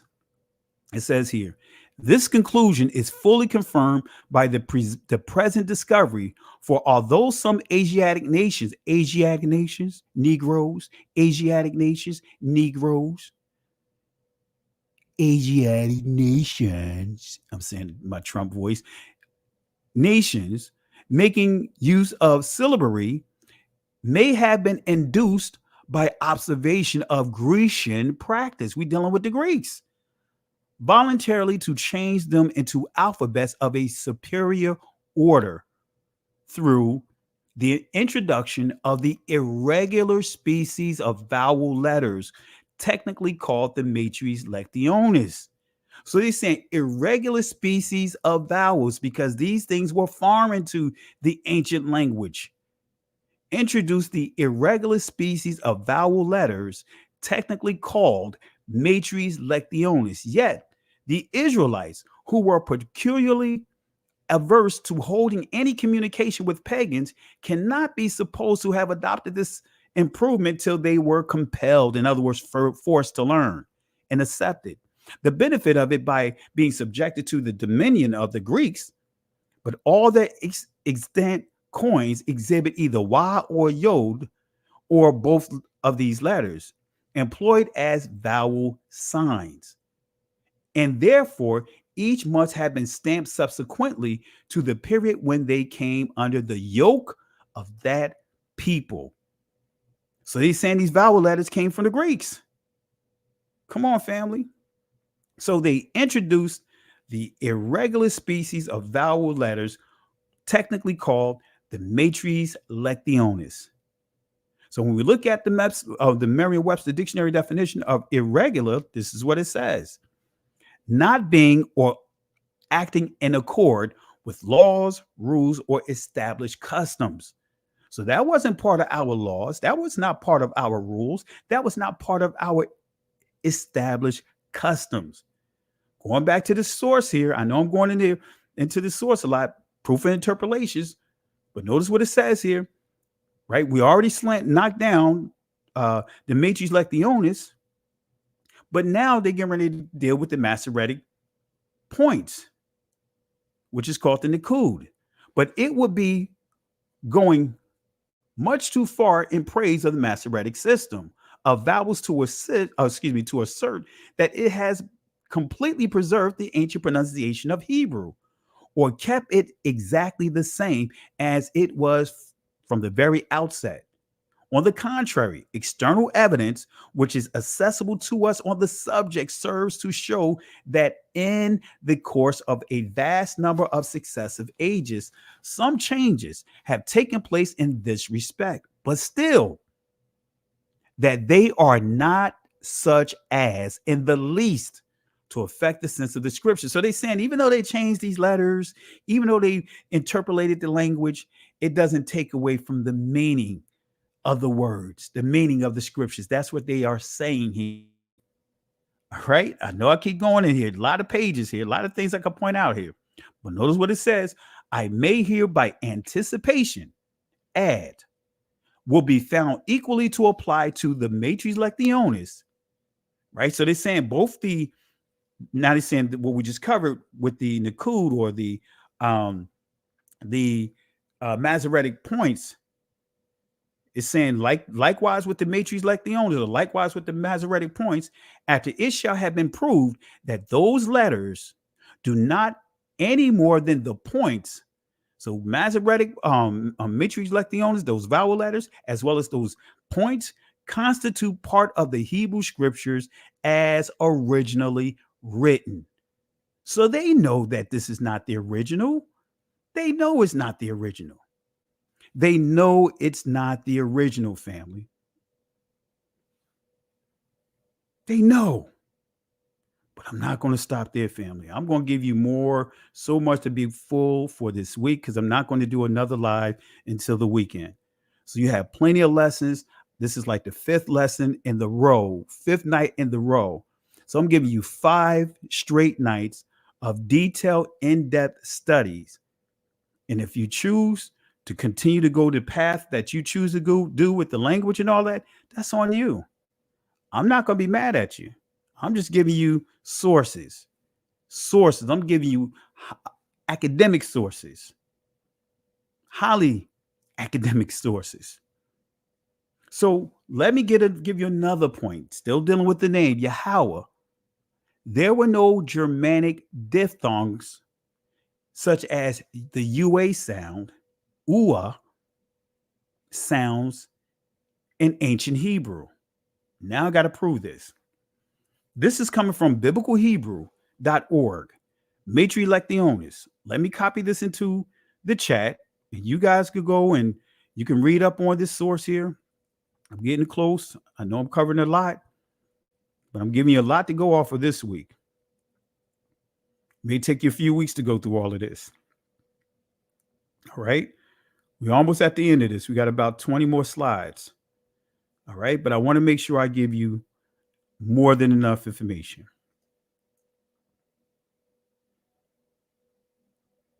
All right. You see that here, family. There's the link.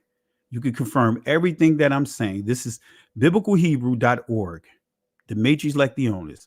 It says here, the usage of certain consonants to indicate a vowel in the spelling of Hebrew, Aramaic, and Syriac languages is called matres lectionis. So this is telling you all these languages got infiltrated in related to Greek. That's what this is saying here. That is exactly what this is saying here. The epiphenomenal association between consonant letters and vowels was then seized upon, and the use in words without historic diphthongs. Let me make this clear. It says the epiphenomenal association between consonant letters and vowel sounds was then seized upon and used in words without historic diphthongs. The system was developed as an early system for indicating vowels using the Hebrew alphabet. So let's hone in on this here. Words without historic diphthongs. But before I show you those words without historic diphthongs, what is a diphthong? Right? Some of you guys probably saying, hey, what is a diphthong? Well, let me show you what a diphthong is. A diphthong is a sound made by combining two vowels, specifically when it starts as one vowel sound and goes into another, like oi, right? Sounding oil. And you see the two vowels, O-I, like the oi and oil. Diphthong comes from the Greek word diphthongos, which means having two sounds. So when you say yahuwah or ruach or yeshua, that is of Greek influence. That is an interpolation. That is a Greek diphthong. All right. I'm just showing you here, family. As you see here, diphthong comes from the Greek word diphthongos, which means having two sounds. So let's go to the Germanic diphthongs. Let me deal with that real quick. Right? Diphthongs are combinations of two vowels in one syllable. This table lists the Germanic diphthongs and shows you how to pronounce them.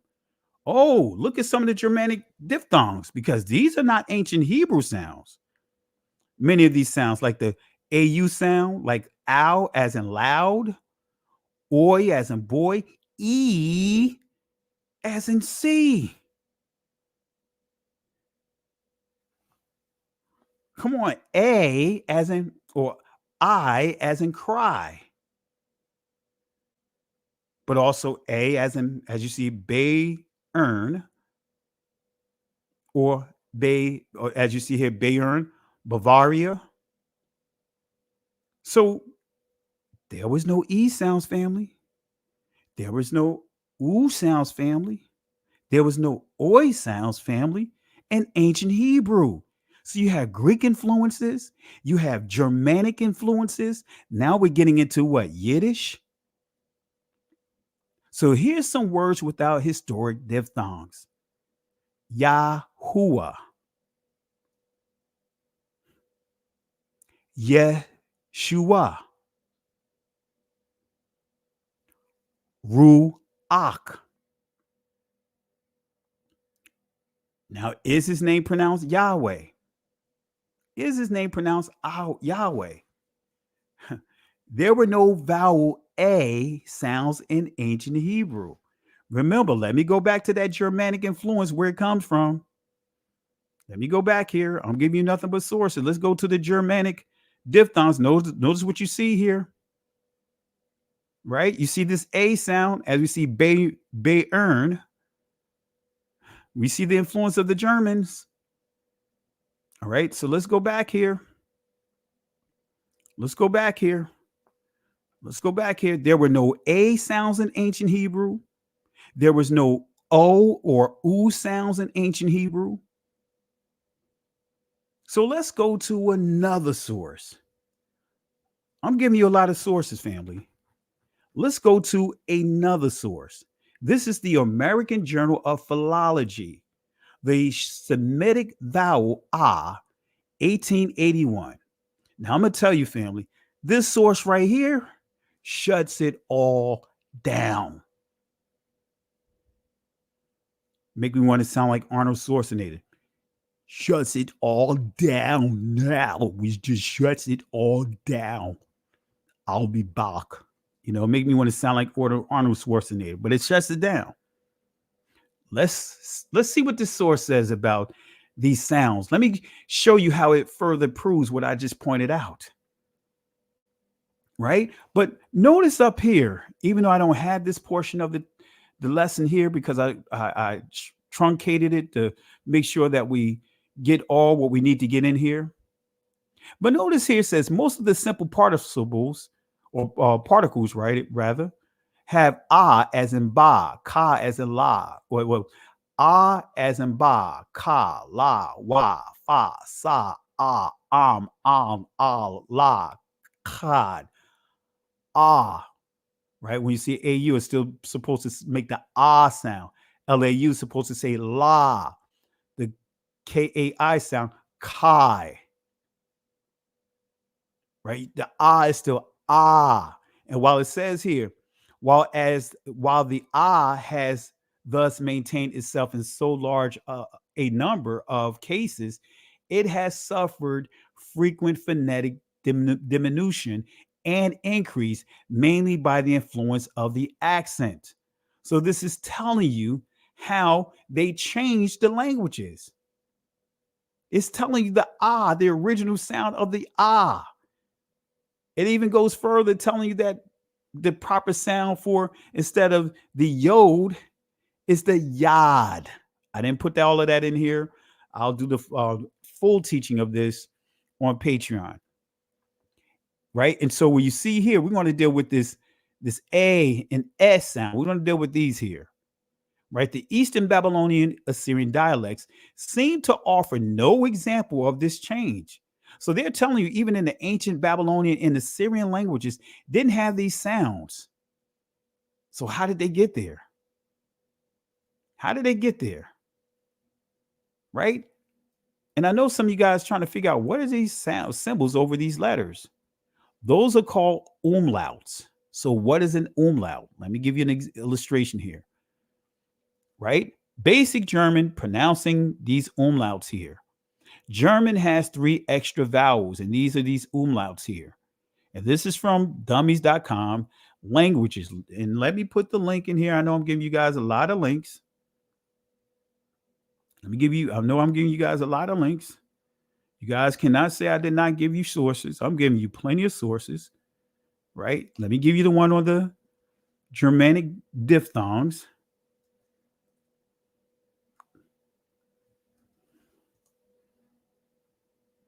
All right. Now let me give you this link here. We're about to wrap it up, family. We're rolling. Because this presentation is even longer, but I just took it down some so that way I can, at least give you something to get started with. Let me drop this inside here.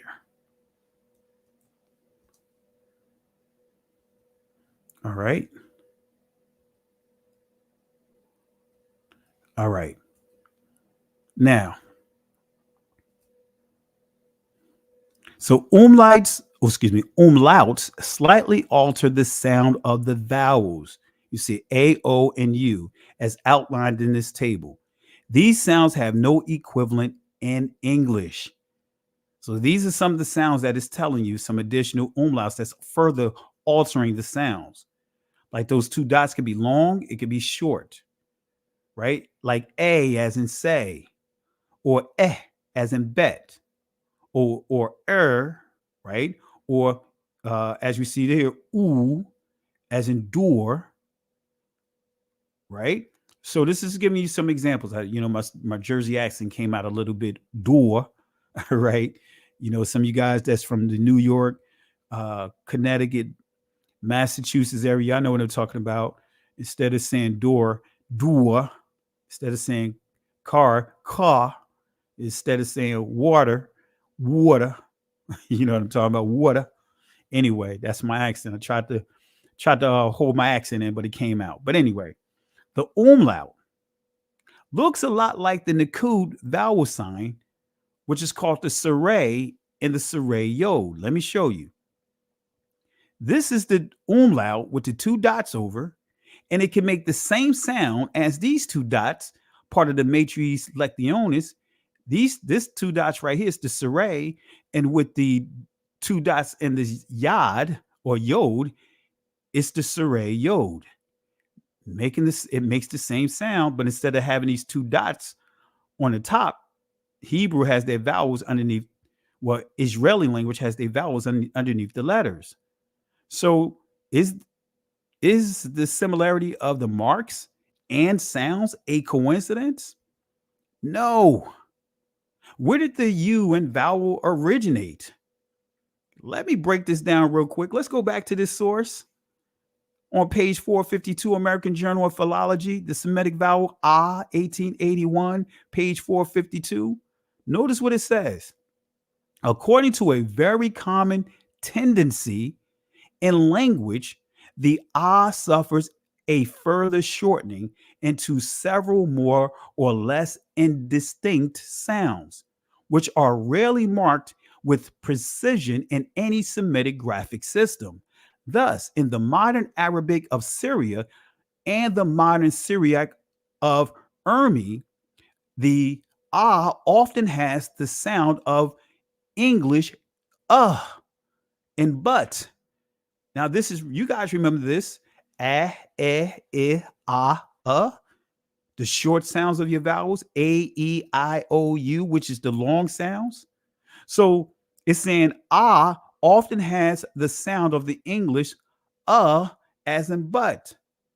The missionaries in Urmi write the first vowel of the names Bunyan and London with the sign which in classic Syriac would be pronounced pure See how they're interpolating? Whence it is to be inferred that original has sometimes become as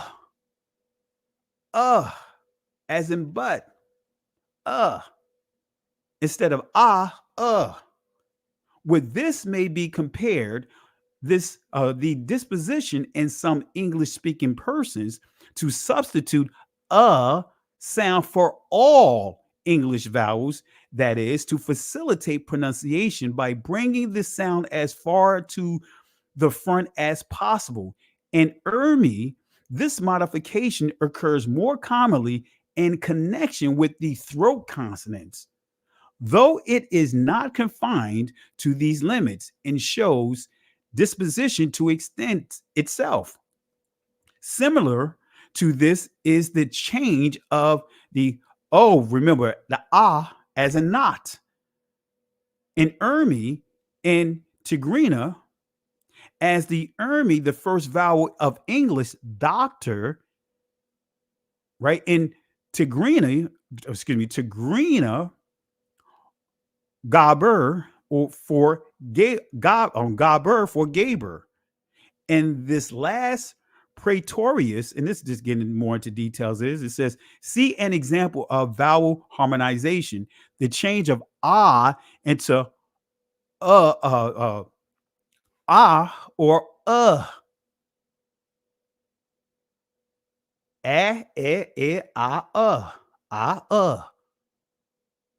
right?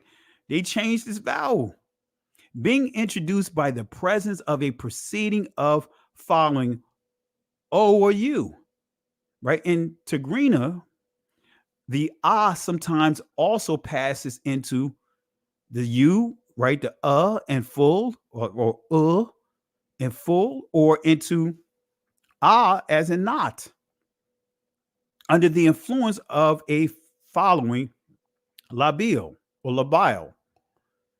So the last thing I want to point out here, right? This is the last thing. I thought I had it. I thought I extended this, but I didn't. Unfortunately, I didn't, but it's okay. It's all right. We'll just wrap up with this. The last thing I want to point out, I thought I put more into here. Let me make sure. Yeah, I didn't put it here because I did extend it. I put more into it, but it's all good. Well, let me close out with this final point. Ancient Hebrew, Phonology, Cornell University, by Gary A. Rensburg. And this is going to completely shut down what many think they are teaching today. This so-called biblical Hebrew is nothing more than the Israeli language and still have Yiddish as its foundation. So page 79, Cornell University, Ancient Hebrew Phonology. And, this source here is a lot of information you can pull out of here. But notice what it says here. Notice what it says here. The question remains as to how accurately the reading tradition of the biblical text in the Masoretic transcription thereof reflects ancient Hebrew. That is to say, the Masoretic text, that is the traditional text of the Bible, dates to circa 850 CE. That's the 9th century. And reflects the manner in which biblical Hebrew was pronounced at that time. This is not ancient Hebrew. So these people that many of you guys are spending all kinds of money, they're not teaching you ancient Hebrew. Even if they use the letters, they still giving you their so-called biblical Hebrew is still the Israeli language, was pronounced at that time. But how traditional an example, how ancient was the reading tradition of the readers for the centuries before circa 850 Common Era CE? In other words, does the Masoretic text reflect Hebrew as it was pronounced 500 years earlier, 1,000 years earlier, even 1,500 years earlier? In some cases, we can answer this question, but no definitive conclusion can be reached. It says in some cases, in other words, some words, but not all words. That's what it's basically saying. But let's see what else it says. It says, nevertheless, we will base ourselves on the assumption. Whoa, wait a minute. So all what we hearing today, what people, they charge you all this money to study a language that's not even ancient, that is based off of assumptions. Nevertheless, we will base ourselves on the assumption that the readers of the first millennium Common Era were extremely conservative in their biblical reading tradition, and that the Masoretic text more or less accurately reflects the pronunciation, or at least one. Right? So this is saying in a nutshell that it's all based off of assumptions. It's all based off of assumptions.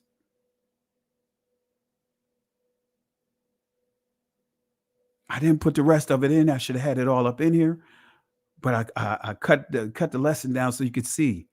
So they telling you this, that in a nutshell, basically what they did, they made an assumption. They tried to put an assumption of, since this is the 9th century, the assumption is, okay, the 500 year rule, that we're going to assume if it's the 9th century, well, let's subtract 500 years off the 9th century. Let's go back to about the 4th century, 5th century, and we're going to assume that these are the sounds that they were making, and this is the Hebrew that they were speaking at that time. So family, let me add 2 more slides here. I got to put this in. Initially, I wasn't, but let me put this in here. Let me close out with this final point here. Let me close out with this final point, because I got more I can show. I have more I can show, but I'm not going to do it because it's a lot. But let me show you one last thing I want to point out. One last thing I want to point out. I'm going to put 2 things here, actually. I want to put, because when I say I did my homework, family, this is years of studying. Got more sources that I can even deal with that name Yahweh, but I don't want to deal with it here because that's just a lot more. But let me just put 2 additional things here. Where is that? I just had it. Bear with me 1 second, family. I want to read one source here. Some of you guys that have been part of the Hebrew classes, y'all going to recognize this. Yeah, let me put it right here. I see 2 of them. All right, let me see here. I'm going to put these 2 over. Let me add these 2 slides, and we're about to wrap this up. Right? Actually, let me add it this way. Let me take it out. Let me do it again. All right. Let me add one more thing here. For those, I want to put a bonus nugget here, because I know some people want to say, oh, Yahweh Shai. That's why I say, hey, if you want to say whatever you choose to say, I can substantiate with proof that Yahweh Shai is the ancient pronunciation. You know, but of course, because it doesn't sound like what everyone is now running with, and these educators that have called themselves teaching, right? They know the lies that they're teaching, because I'm going to prove it to you. I'm going to give you another source when they're making it clear that they are actually lying. These educators are lying, family. So let me give you one last source to prove that, and then we're going to wrap it up. This is coming from Language Revival and Multiple Causation, the Mosaic Genesis of the Israeli Language, Oxford University Press, forthcoming. Now, notice what you say here, because remember what I said, that this so-called modern Hebrew, or it's supposed to be, it's supposed to be called modern Hebrew. That's what they want to call it. But actually, it's titled the Israeli language. And this is why I call it the Israeli language, because many of the professors called it the Israeli language, right? So let me put this here. This is the source. You can Google and you can save this for your records, right? But notice what this says. Notice what this says. For more than 1,700 years thereafter, Hebrew was comatose, either a sleeping beauty or walking dead. It served as a liturgical and literary language, and occasionally also a lingua franca for Jews of the diaspora, but not as a mother tongue. The formation of Israeli, notice what it says, the formation of Israeli, the name I use for so-called modern Hebrew. So they even calling it a so-called modern Hebrew, but he says Israeli was facilitated, and it says at the end of the 19th century. So now this Hebrew, so-called Hebrew, this is the doing of someone by the name of Eliezer ben Yehuda, because he pulled from all kinds of Shemitic languages, and also still pulling on the Masoretic from the 9th century, as I proved, that has no correlation with the ancient pronunciations. It says at the end of the 19th century, Eliezer ben Yehuda, this is like 1855 when he did this, school teachers and others to further the Zionist cause. So this language that you hear is all about political, to further the Zionist cause. Earlier during the Haskalah, in other words, Enlightenment period of the 1770s and 1880s, writers such as Mendele Molker Safarim, right, says produce works in neologism, which eventually contributed to Israeli. However, it was not until the beginning of the 20th century that the language was first spoken as a result of distinctive characteristics, such as the lack of a continuous chain of native speakers from Hebrew to Israeli. Israeli presents the linguist with a unique laboratory, in other words, a playing field that they can experiment whatever they wanted. It says, in which to test a wider set of theoretical problems concerning language genesis and evolution. Indeed, the genetic classification of Israeli has preoccupied linguists. The genetic, in other words, genetic comes from the word, we see the word general, Catholic, genetic, right? All the way goes down to gene. The genetic classification of Israeli has preoccupied linguists from the beginning of the 20th century, which is the 1900s. The still prevalent traditional views suggest that Israeli is Semitic. It says traditional views suggest, they're saying Israeli is not a Shemitic language, but he's saying it's Hebrew, Semitic language. That traditional views suggest that Israel is Semitic. In other words, Hebrew revived. Educators, scholars, politicians have contributed to this assumption in their efforts to impose a nationalist narrative on linguistic reality. Revisionists counter that it is actually Indo-European Yiddish, relexified, that is Yiddish with Hebrew vocabulary. Come on, family. Come on, family. This is linguists that is confirming what I just pointed out. I'm not making this up. They are making it clear. What you hear today, this is not ancient Hebrew. This is not Hebrew at all. It's not Hebrew at all. Israeli is a hybrid language, both Semitic, Indo-European, and Indo-European.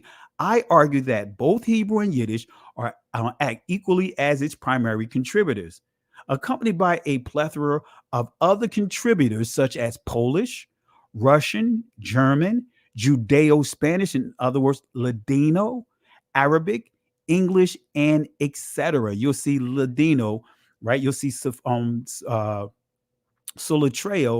on some of the pews in Atlanta, Georgia, not Atlanta, Savannah, Georgia, that our ancestors built. This assembly that was founded in 1773. My uncle, great uncle, pastored there. One of the pillars there. But anyway, who made sure those pews was in the location that is in right now.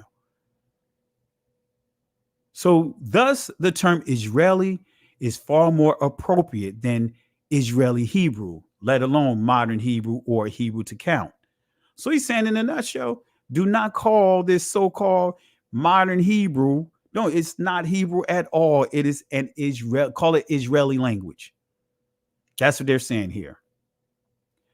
Right? That's what they're saying here. And it says here, Yiddish survives beneath Israeli phonology, syntax, lexis, and even morphology, although traditional and institutional linguists have been reluctant to admit it. See, they know it. That's why they're saying traditional and institutional linguists have been reluctant to admit this. So they all are in on the lie, family. And that's what this is showing here. So let me show you Ge'ez real quick. This is a language that up into the 4th century had no vowels as we know of today, right? It was the 4th century when they decided to modify the language for the Europeans.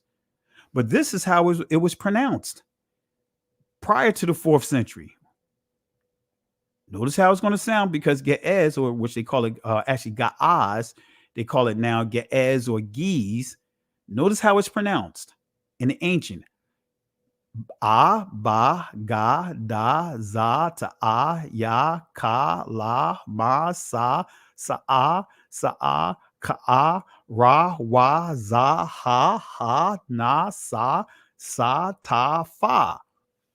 Confirming, and like I said, 2 or 3 witnesses, family. That's how I roll.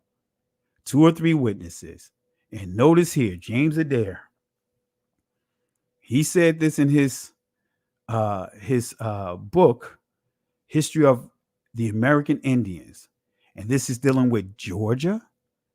And I'm working on Road to Savannah, the final episode. I'll have it finished. My goal is to have it done in another month. I'm going to have some of this in there because he was basing it upon the Indians per se, the natives that he come across in the 17th, 18th century down in Florida, Georgia, South Carolina, as far as up as North Carolina. Said that, hey, these people have Hebrew customs, even the language, right? Even the language.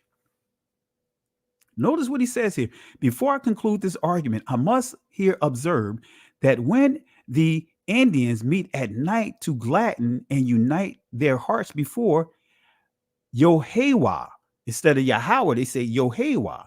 They sing Yahuwah Shu, Yahuwah Shu, Yahuwah She, Yahuwah She, Yahuwah Shai, Yahuwah Shai. Come on now. Yahweh Shai. Come on, family. Come on, family. Notice here, it goes on to say, but they commonly make those words end with one syllable of the divine name, Yahuwah. Remember, vowel letters, these vowels didn't exist at that time. But we know the evolution of the language, right? We know by the time they made it over here, the language had already been interpolated by the Greeks. They were here before Christopher Columbus came here. But notice what it says, Yahuwah. I know I say Yahweh, which is the proper ancient pronunciation. It says, if we connect this with the former part of the subject and consider they are commonly anointed all over in the time of their religious songs and circling dance. I think that's what it's supposed to say. Dances. The words seem to glance at the Hebrew original. So this tell you, family, it wasn't Yahweh. They weren't saying Yahweh. They were saying Yohewah at the time. It wasn't Yahweh, Yahweh. But if you take it a step further back to the ancient, it would be Yahweh. I just thought I'd throw a little extra in here as we wrap it up. So there you have it, family. There you have it. There you have it, family. And I'll drop that link here, or drop this source, name of this source. I gave you a lot of sources tonight, family. A lot to go on for the rest of the week, because I am not doing another live for the rest of the week. And also, I'm going to enjoy the company of my wife, because this is our anniversary. All right, this is our wedding anniversary, 21 years of marriage. So I'm going to spend time with my wife. I'm not doing any more lives for the rest of the week. I may not even do it this weekend because of my anniversary. All right. But I wanted to take the time out, close this series out. And I encourage you guys to go back over this lesson, because I gave you so much. I gave you so much here. I gave you so much information. Gave you so much information. Gave you so much information. All right. I appreciate you guys for the love and support. I am not dropping the chat on the link, because I do not want to prolong this lesson here. But I just want to give you more than enough information for you guys to go back over. And I hope I gave you clarity on the names. You know, again, this is not trying to knock any community, any groups that's using certain names, but I just wanted to give you proper understanding here. All right. Proper understanding. Again, some of our brothers and sisters, unfortunately, they still want to hold on to whatever they want to hold on to. They still want to hold on to whatever pronunciations they want to hold on to, and whatever justifications that they use to justify it. You know, some got intimidated trying to, because of many trying to mock, saying, oh, you saying Yahweh. Oh, you saying Yahweh Shai. Oh, no. And they try to poke fun at us for saying this. But I can guarantee they can't debunk any of these sources that I shared. I shared a lot of sources that I could guarantee you most of them don't even know about, who's mocking and making fun. So again, that's why I say, hey, you know what? You know, if you want to continue on what you choose to do, but you know what? Don't, in a nutshell, you know, don't mock those that are using this pronunciation versus saying Yahweh versus Yahuwah. Those that are saying Yahweh Shai versus Yahusha or Yeshua. Don't knock us. You know, for me, it's not a deal breaker, because again, the Most High know, and he's going to clean up this language. He's going to clean up this language. He already made it clear. He's going to clean up this language. All right. So in a nutshell, you know, I hope you guys are dancing like this. Life is like a hurricane here in Duckburg. Race cars, lasers, aeroplanes. It's a duck blur. And with that being said, family, in the words of the Most High that he had given to Moses, he said to Israel in Exodus chapter 14, verse 13 and 14, he said, fear ye not, stand still, see the salvation of Yahweh. These Egyptians that you see here today, you will never have to deal with them again. He said the Most High will fight for you. But here's the kicker. You must hold your peace. Harash, which means be quiet. Can't go back, can't stay here, keep moving forward. Shalom. Listen, Genesis chapter 11 verse 10 explains the genealogy of Shem. Shem was a black man in Africa. If you repeat this back, Genesis 14 verse 13, Abraham steps on the scene. Being a descendant of Shem, which is a fact, means Abraham too was black. Abraham, born in the city of a black man, called Nimrod, grandson of Ham. Ham had 4 sons. One was named Canaan. Here, let me do some explaining. Abraham, Isaac was the... Jacob had 12 sons, for real, and these were the children of Israel. According to Genesis chapter 10, these were the children of Israel. According to Genesis chapter 10, these were the children of Israel.